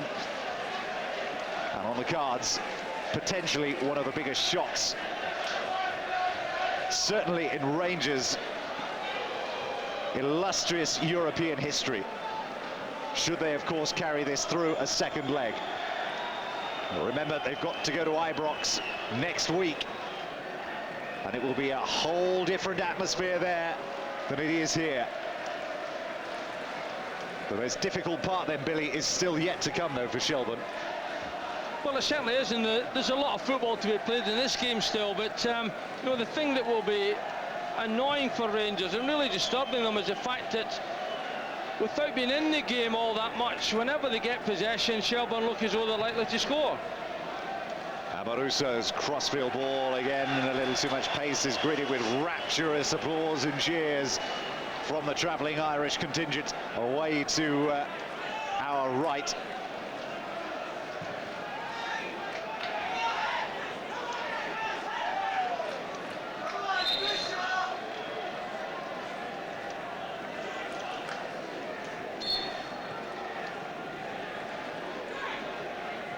Well, the rain has temporarily abated here, but it still made the surface a little greasy. And perhaps we've not seen the last of the defensive mistakes. Amoruso's ball forward.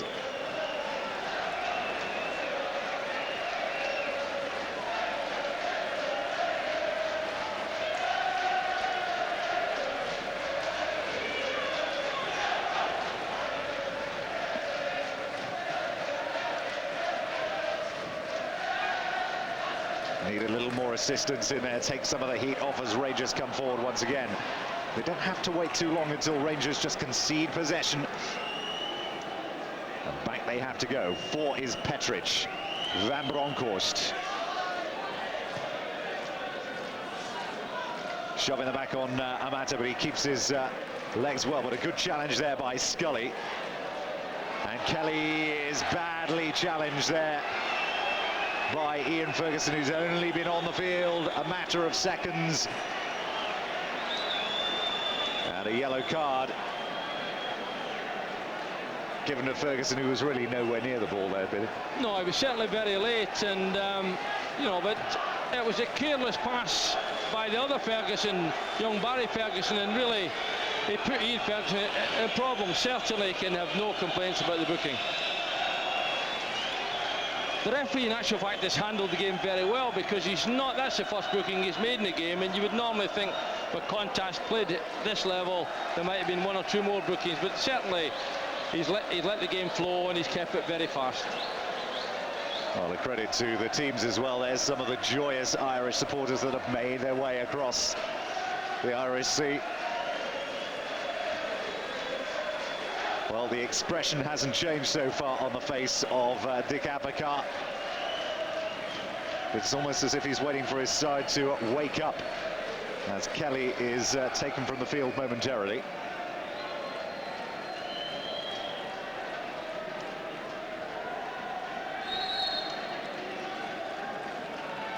Well, it looks as though he's okay. Rutherford, he's been a bit quiet in the second half, Rutherford, not been in the play as much as he was during the first. Certainly the Rangers have been a lot more positive in the second half, and particularly on that right-hand side. He's had to do most of his work going back the way to look after Perini breaking that right-hand side.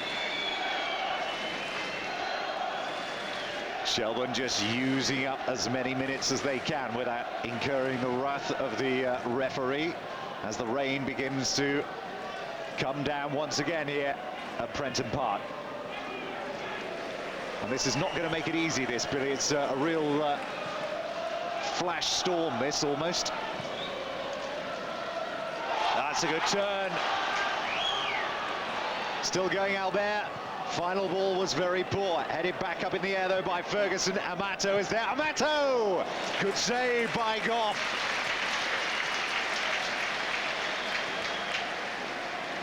He doesn't seem to be the quickest player, but he had the beating of his man there. But he's very sharp, good control, knows exactly what he wants. There's one thing in his mind inside that box, and that's to have a strike-out goal. But he has certainly been in inspirational form this evening, Goff.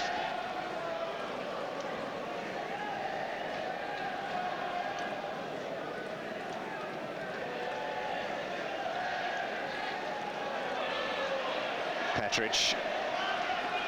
Van Bronckhorst does well to cut inside his man. Reasonable delivery, but just a little too near the goalkeeper at the end, though.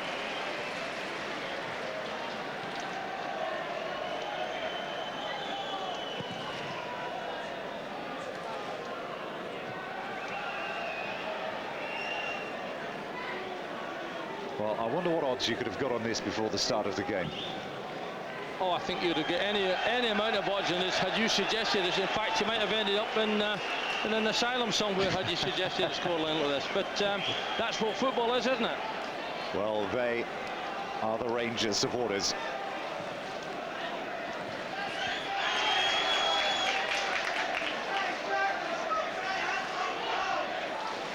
Barely quiet for a minute during the build-up to this game and for the opening 15 minutes, but even they, well-seasoned travellers that they are, cannot quite believe what they've seen so far here this evening as Amoruso plays that ball forward.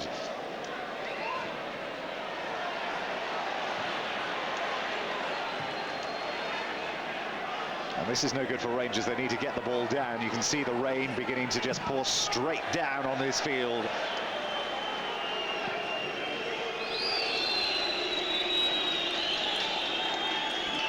And Nimi, the goalkeeper, has literally had nothing to do apart from pick the ball out the back of the net on 3 different occasions. Amato again dropping deeper, looking for possession. Ferguson.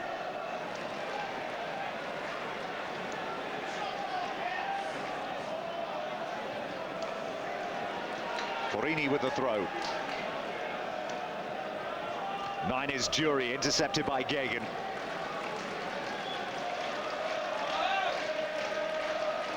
Ten is Amato. Does well, McCarthy's there though, still going Amato. One way then the other, but then good play by McCarthy. Well, again another generous decision perhaps from the referee. Certainly instigated by the assistant referee out there, but it's difficult just to see whether or not McCarthy was holding, but Amato is a real handful when the ball's in his area. Danger here for Shelbourne. 2 still back for Glasgow Rangers. Guarding the lone Shelbourne striker. There's Amoruso, there's Porini, there's Amato. That's a good delivery. Again, it was well defended though, Billy. Good delivery and a difficult one to defend positively, and really the defender's got no option but to play over as far as he does here. Well, McCarthy and Scully combining, and it's back across the edge of the area, and it's off the line. It's still not clear, and is it over? Yes, it is. Skidding across there, and take your pick as to just who got the final touch on that. Well, certainly I don't think you could argue with Amato. He's definitely claiming it, but you know, good goal line clearance there. We see that, and Amato really does strike it, and yeah, you have got to give it to him. Definitely a right decision. Definitely the right decision. Certainly was, and Amato, good finish, and he'll be happy. That's his first goal for his new club. Desperately unlucky though. I mean, they almost cleared it, just jumped too soon, and the keeper, Goff, who's done nothing wrong all night. But they were all back there. Gagan, McCarthy, Scully and Baker scrambling around, but that ball was buzzing around really quickly.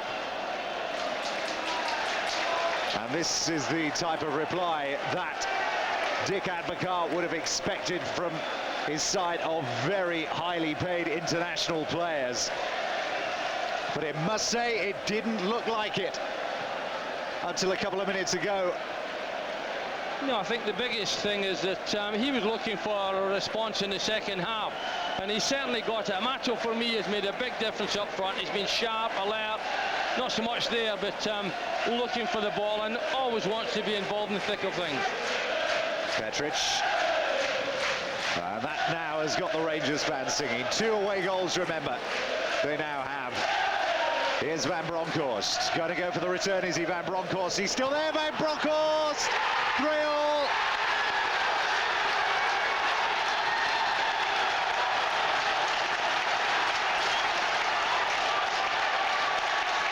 When will the drama end here at Prenton Park?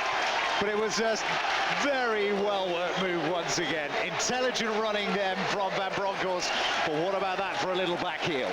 Well, it was a real quality goal because Van Bronckhorst made it, broke from midfield, knew exactly where he was sent the pass into Amato, holds out well, and that back heel worked to perfection.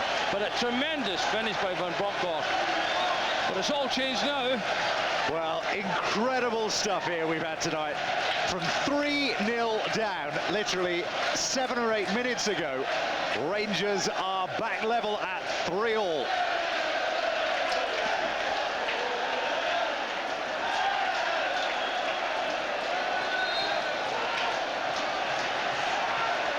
Well, it's coincided, I think, with there's the weather. And Rangers forward again. This is Johansson. They're going for the victory here now. Johansson still going.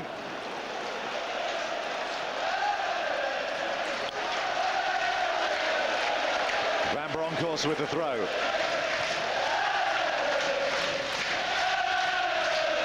Petric, the celebrations are beginning once again. They've suddenly regained their voices. Amoruso. 14 is Ferguson. Well, it'll certainly be interesting to see who claims that third goal, that second goal, by the way. I'll put my money on Amato. 9 is Gordon Durie.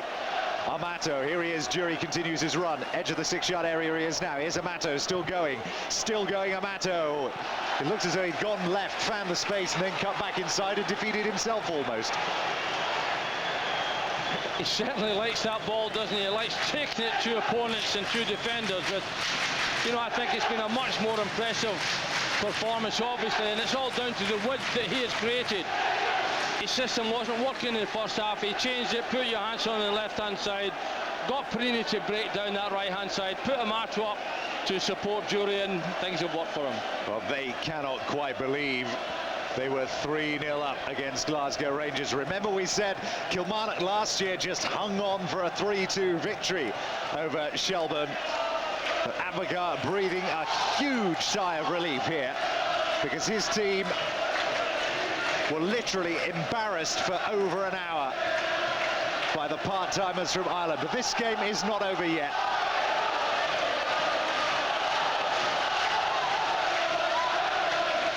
'14 is Fenlon, looking for Rutherford, and Perini guiding it out.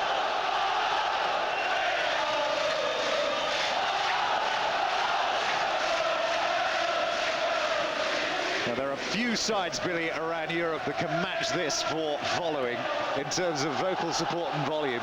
Incredible. Well, they've certainly got vocal support, and you know, their team in the second half, well, particularly after going 3-0 down, have given them something to cheer about, but certainly a much more impressive performance the second half. But it's something that you can put your finger on there, because I mean, after they went that third goal down, I mean, was there something that happened, something that we could see that actually turned the game around? I mean, there didn't seem to be anything new from the beginning of the second half. Well, they got the first goal very, very quickly, and they got it very cheaply. I felt at the time McCarthy put his hand up needlessly.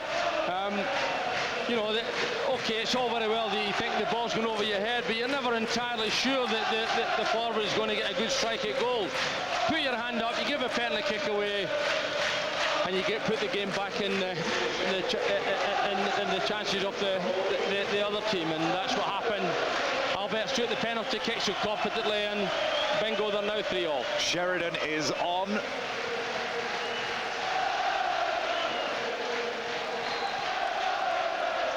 The number 9 for Shelbourne.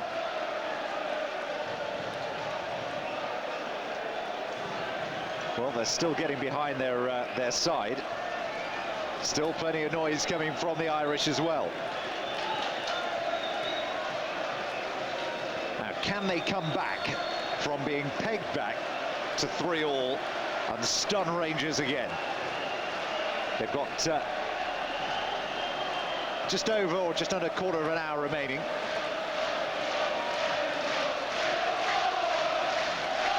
And this is where Rangers have looked, quite frankly, a bit of a mess defensively. Well, that wasn't the best of deliveries, but they still might get some comeback here, Shelbourne.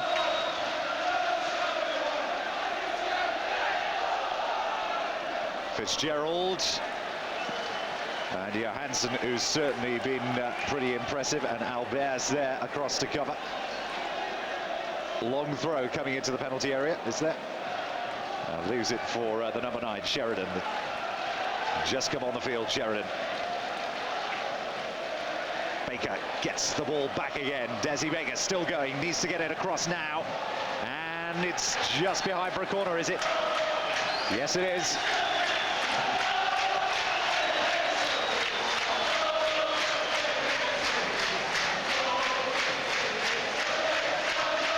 Bit of a weight problem there, Bill. Now, Fenlon with the corner. That's not a bad delivery. The keeper came again before deciding to step back onto his line. It looks very, very undecided. Did the right thing eventually, though. It stayed on his line, allowed his defenders to clear the ball and to deal with it, and that was the right thing to do. These, as we said, very tricky conditions to defend set pieces and corners from. Another one flies in there. Sheridan's there. Can't get hold of all we can now, though. Sheridan gets his foot to the ball, but it's walloped clear downfield. Shelbourne keep possession, and then a bit of a mix-up between Rutherford and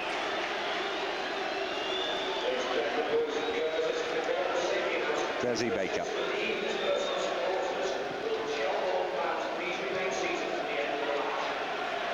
But again, Shelbourne seem to have... this is maybe what Shelbourne should have been doing, perhaps, Billy. Instead of sitting back, inviting Rangers to come at them, there was an awful lot of pressure for 15 or 20 minutes inside this second half. And maybe they should have done what they're doing now, which is come forward a little bit more and give the Rangers defence something to think about. I think they were forced into defending as much as anything else. You know, all of a sudden, Rangers pushed two players through the middle, had wide players, particularly Johansson on the left-hand side here. But, you know, they've been forced into this. Rangers have definitely lifted the level of their play in the second half, or indeed, since they lost that third goal. The three is Amoruso. Petric. Johansson, they're not tight on Johansson. They're allowing him to get control of the ball and run at them. Johansson, that's another good ball. 4-3, and it's Amato.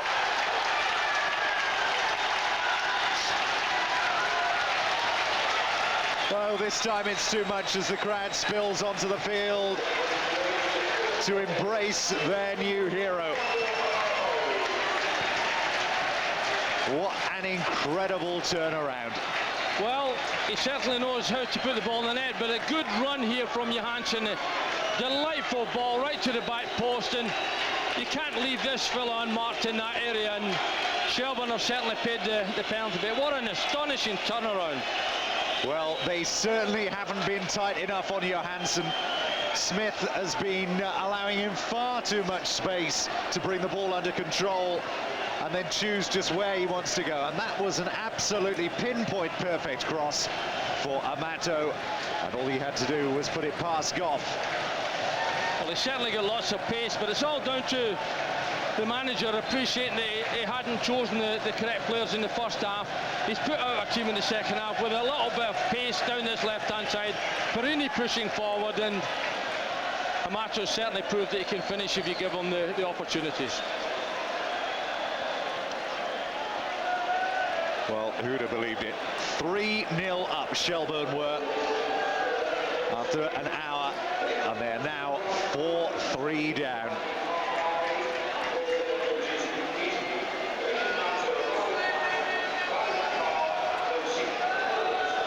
Now, are there still some more goals left in this final 7 minutes? This man will go on the hunt. Amato, but he's covered this time by McCarthy. But Shelbourne are looking a little tired now, Billy.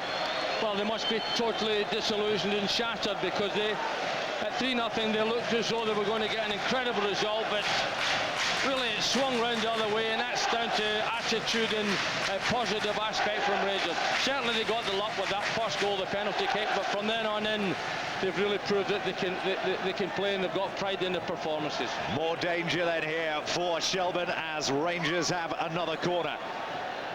That's another in-swinging delivery, and it's another penalty. No.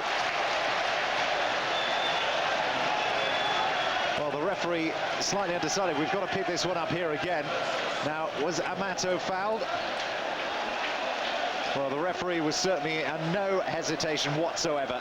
No, It's a clear penalty kick, and you know, once again it was McCarthy, and it's astonishing.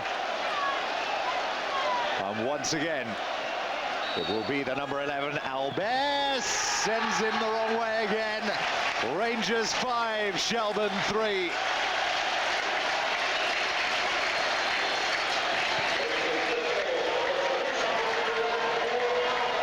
Well, really, just as Rangers were falling apart from every corner in the first half, Shelbourne have been doing it in the last 20 minutes. Quite incredible turnaround in this game.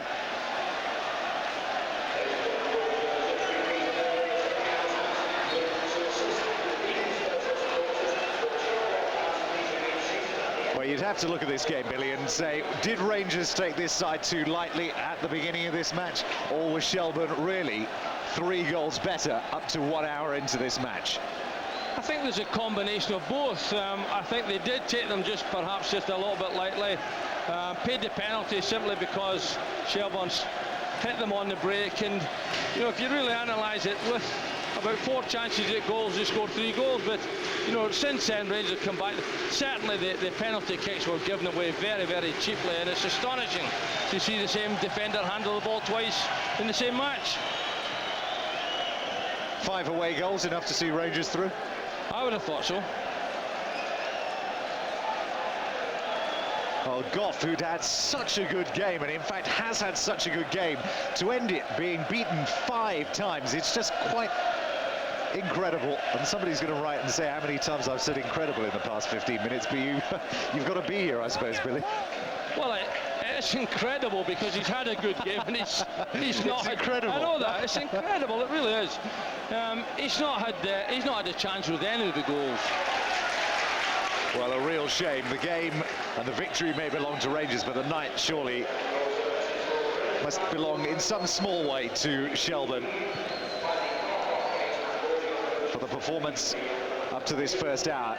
Just a few more minutes remain then for Glasgow Rangers here. And an almighty let-off they've had.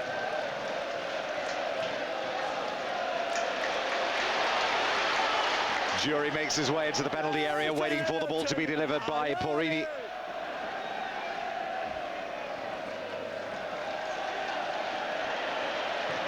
And a long-range effort, and I wonder whether they're going to get that ball back. I doubt it. Oh, it came back very quickly, didn't it? They want some more goals, don't they?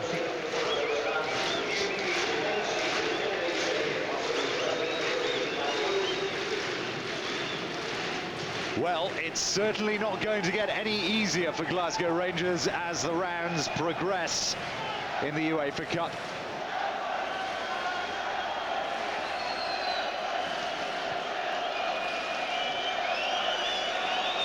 But we said at the beginning that it would take some time for this side to function, or begin to function as a unit. We've already seen a change in thinking from Dick Advocaat. He wasn't afraid to change his system. Began with a 4-4-2, and it's not the way he's finished, as you can see from the start that we've been playing, which has brought Rangers back into the game. But that, Billy, surely is the measure of a good coach. Realises when something is wrong and actually does something positive about it. I think very much so that he did do that at half-time. Obviously, he had a great deal of thought in that first half. His system wasn't working for him. Come out. Johansson on the left-hand side has been very impressive, but for me the biggest feature of it was the fact that Amato looked so comfortable, so hungry in and around that box, and it has all come from him. And this is Sheridan. Can they get a goal back? Is there something left for Shelbourne? One more high on a night that has already brought them so many.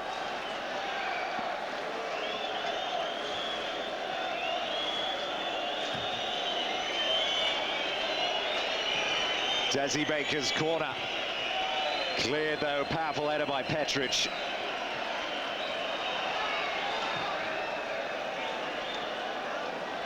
A potential 2-on-1 situation there. And Ferguson is down injured. Shelbourne are intent on getting the game underway, but I think they just didn't actually notice that he was down, and he will actually have some attention given to him as we approach the final minute of the game. So summing up, would you use the word incredible then? Not again, surely, Tim. A man of your intelligence can do better than that. But it has been an incredible game, hasn't it? Rangers break. Now there's 3-on-1 over the halfway line if they can make it pay here. 14 is Ferguson. Shelbourne back though. But there's still plenty of space here. That's another good delivery and another chance, and that was a good block challenge. McCarthy there. Gordon Jury, he's had very few opportunities in this second half, which is surprising considering the number of goals. He's had a quiet 45 minutes, Gordon Jury. He's worked hard in that position, but the difference in the second half is that... Another chance here, as they're just trying to tee it up. This is Amato still going! Oh, that would have been a real class finish by Amato. He's got a real nose for goals, though. He's illustrated that, but prepared to take people on, gets himself into a very comfortable position and really miscues the shot. Well, of course, there is the forgotten man of... there's the forgotten man of Negri, who's actually playing with the reserves at the moment, Billy. And well, no way back for him, surely. I wouldn't have thought so. I don't think there is a place for him. I think that they're trying to get him another club. Now they're coming forward once more. That's Desi Baker. That's another chance for Shelbourne to get another goal there.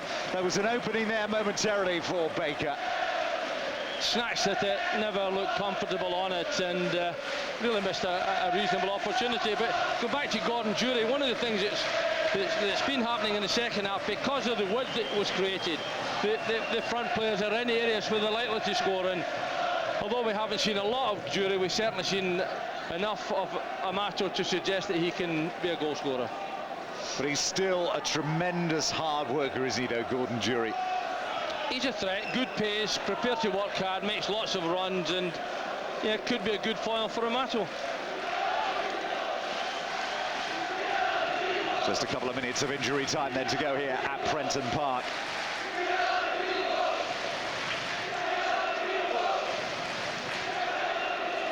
Rangers not in any particular hurry now.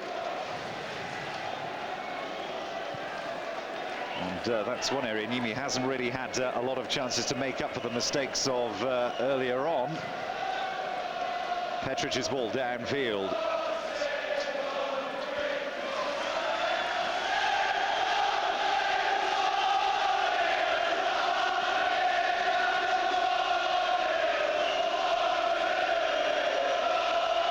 Goff, as we said, had such a great game. And to end this night, he'll wake up tomorrow morning and wonder how, as the whole team surely will. They conceded 5 goals in a little under 17 minutes.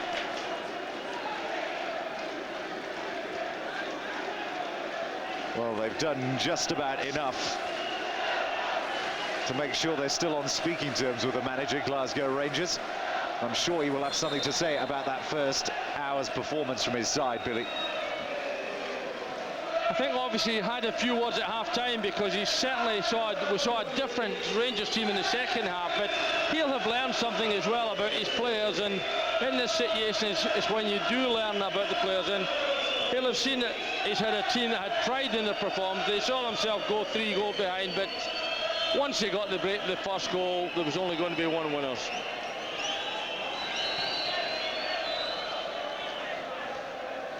20 is Kelly, has the ball taken off of him. And Shelbourne win a free kick just inside the Rangers' half. Get it going quickly. Looking for Rutherford down there. Such a great battle with Purini in the first half. Andy came out on top.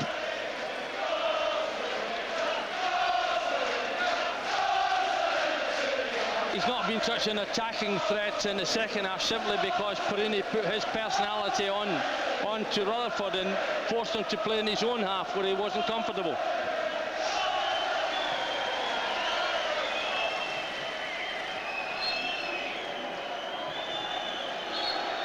As Fenlon swinging his bit of the ball, but the free kick had been given the way of Glasgow Rangers. 12 is Van Bronckhorst, closed down by Desi Baker. 9 is Jury, goes down under a particularly heavy challenge. Play on, says the referee. Fitzgerald gets another bite of the ball. Fitzgerald. Baker tries to bring it under control, but Bronckhorst shrugs him off and is then brought to the floor by Fitzgerald. Play on, says the referee. Johansson again. That's another great ball across by Johansson. They're queuing in the penalty area. This time, though, Shelbourne a little more alert to the situation. Fenlon in there at the last to save the day once more. And that was Gordon Jury.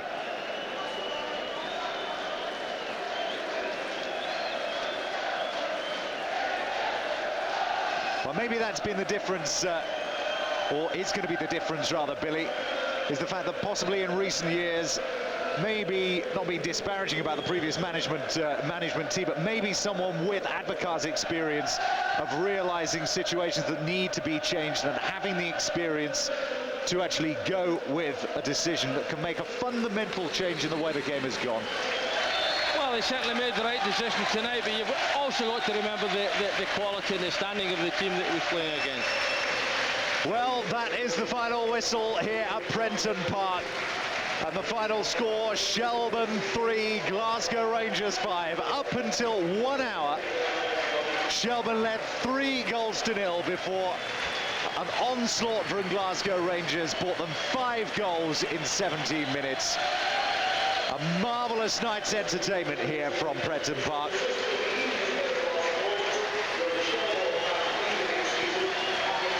And the Shelbourne team go over to salute their fans. They're going to wake up and just wonder where it went wrong in the second half. But they've done their club really proud tonight. Well, they have. I mean, they gave their all. They were on the edge of creating a real surprise, but it wasn't to be. We'll take a short break.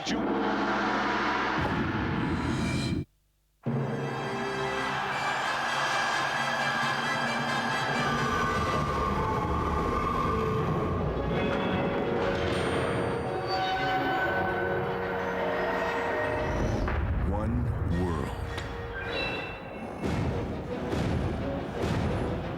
One cup. One beer. Bud, the official beer of World Cup '98. Reggie, my highly efficient rehydration counselor, insists I fly Air Canada's executive first, so he's sure I've got my very own water supply. Give me that! Boom! Little details and a lot of legroom make our executive first a breath of fresh air.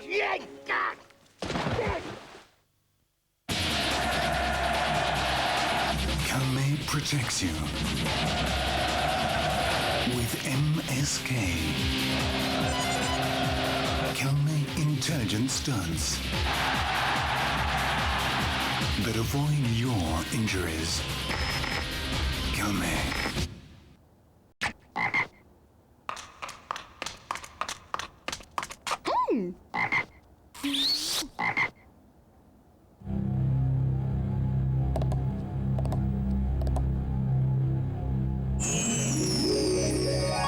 Good deal. After all, scenic mobiles with Pentium processor with MMX technology are much more economical than Frogs, Princes or anything. Siemens Nixdorf, personal computers. What do you see?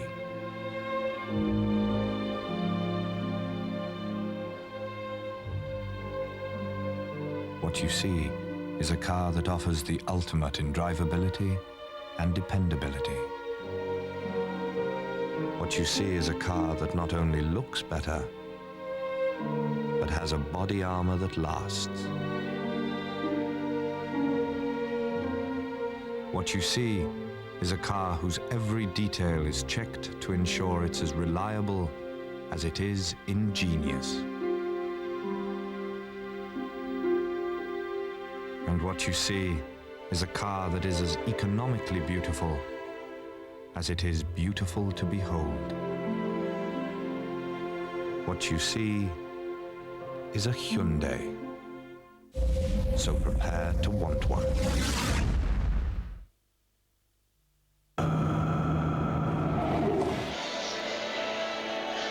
Welcome back then, we're live here at Prenton Park, myself, Tim Capel and Billy McNeil. An astonishing night of football we've had. Shelbourne 3, Glasgow Rangers 5, and astonishing and incredible are those two words that we use rather often, but they really did sum up the proceedings this evening. Yeah, it was an unusual night, shall we say, that you know, it looked as though Rangers were dead and buried, an hour played, 3-0 down, got the break of the first goal and then took Shelbourne apart after that. Okay, we're going to have a look at some of the goals again. Now, this was the opening goal, Billy. Great run by Baker on the right-hand side, but the ball into the middle, really. Perini's got no chance. He's got to make some contact with the ball, makes the wrong contact, ends up giving an away goal, but any fault to the goalkeeper there? No, I couldn't blame the goalkeeper there. This one, he leaves his line, and once he leaves his line, he's got to make connection. Never in a position to do anything with it. And there you see, Rutherford reacted quicker than the Rangers defence. Well, of course, it's a two-legged tie, remember, as we have a look at the third goal. Now, this really was a very cool piece of finishing. It was. Delightful piece of finishing. Waited till the goalkeeper made his move, took his time and just delicately placed it over him. And at that stage it looked... And that was on the hour, yeah. And that looked as though it was game over. It looked like game, set and match, didn't it? But then we had the instances with the penalties, and there was a couple of decisions that went Rangers' way with free kicks, but McCarthy then with two inexplicable handballs. Just nervousness, I suppose, in trying to just keep a hold of the lead that they had. I suppose so. He knew he was underneath the ball, certainly, but when he put his hand up, it was an obvious penalty, and really Albertz dispatched it brilliantly. Now, talk about the substitutions that Rangers made at half-time. We saw the introduction of Amato and Johansson. Now, Johansson was playing out wide. He was given an awful lot of space, wasn't he? I mean, neither Fitzgerald never really got close enough to him. No, he didn't, but I felt he made a big contribution to the second half. But there's that first penalty. We didn't see the offence, but look how competently that's dispatched, and that was a real lifeline for Rangers at that stage. I was going to say, how important was that for them to... I mean, they've been trying for an hour and they'd not got anywhere, but to get one back as soon as Shelbourne had gone 3 ahead. Well, this is the next one. There's a little bit of luck about it, but there was a question, but maybe that ball actually drifted out of play. Yeah, I don't think so. I think he retrieved it. He got the break there, but the goalkeeper's so unfortunate there not to have completed the save. But you know, you've got to compliment him after. This one was magnificent. There's the back heel, and look at Van Bronckhorst. He knows exactly where he wants. Not a lot of room to tuck it away there. Does it so competently. Well, that's the difference. Smith again just failing to pick up the continuing run of Giovanni Van Bronckhorst. Now, of the new signings, of course, don't forget that we've not seen Andrej Kanchelskis. We've not seen Rob Wallace, of course. There's injuries as well. Don't forget they still have got Negri. This is a very, very powerful team, more so perhaps this year than at any other time in the past few years. Well, it certainly looks that way, and there looks to be a powerful threat up front. There's no doubt whatsoever about that. Amato impressed me very much tonight. Van Bronckhorst did very well in a strange position. Much more comfortable in the second half when he had someone on his left-hand side. But this was the other penalty that came just moments after, and McCarthy again a second handball. Inexplicably, yes. But once again, the goalkeeper guesses wrong again, and very calm. Very cool, you know, no danger of what he was going to do. This was a marvellous run by Johansson. He takes the full back on, gets in enough position, but poor defence. They're all drawn towards the ball, but that's Amato makes himself a little bit of space, and good header, dispatches that one well. He'll be delighted with his performance tonight. That's it then for us from Prenton Park this evening. Myself, Tim Capel and Billy McNeil. Join us again tomorrow. We're off to Copenhagen for Ajax of Amsterdam against Copenhagen in a friendly match. And later on tomorrow night, there's also Germany against Portugal in the UEFA Under-18s. Germany, very impressive indeed. And it could be all lining up for England against Germany in the final on Sunday, a game which, of course, you can see live on Eurosport. We've had an astonishing night here at Prenton Park. We'll leave you with the final score of Rangers 5, Shelbourne 3. From myself, Tim Capel and Billy McNeil, a very good evening to you all.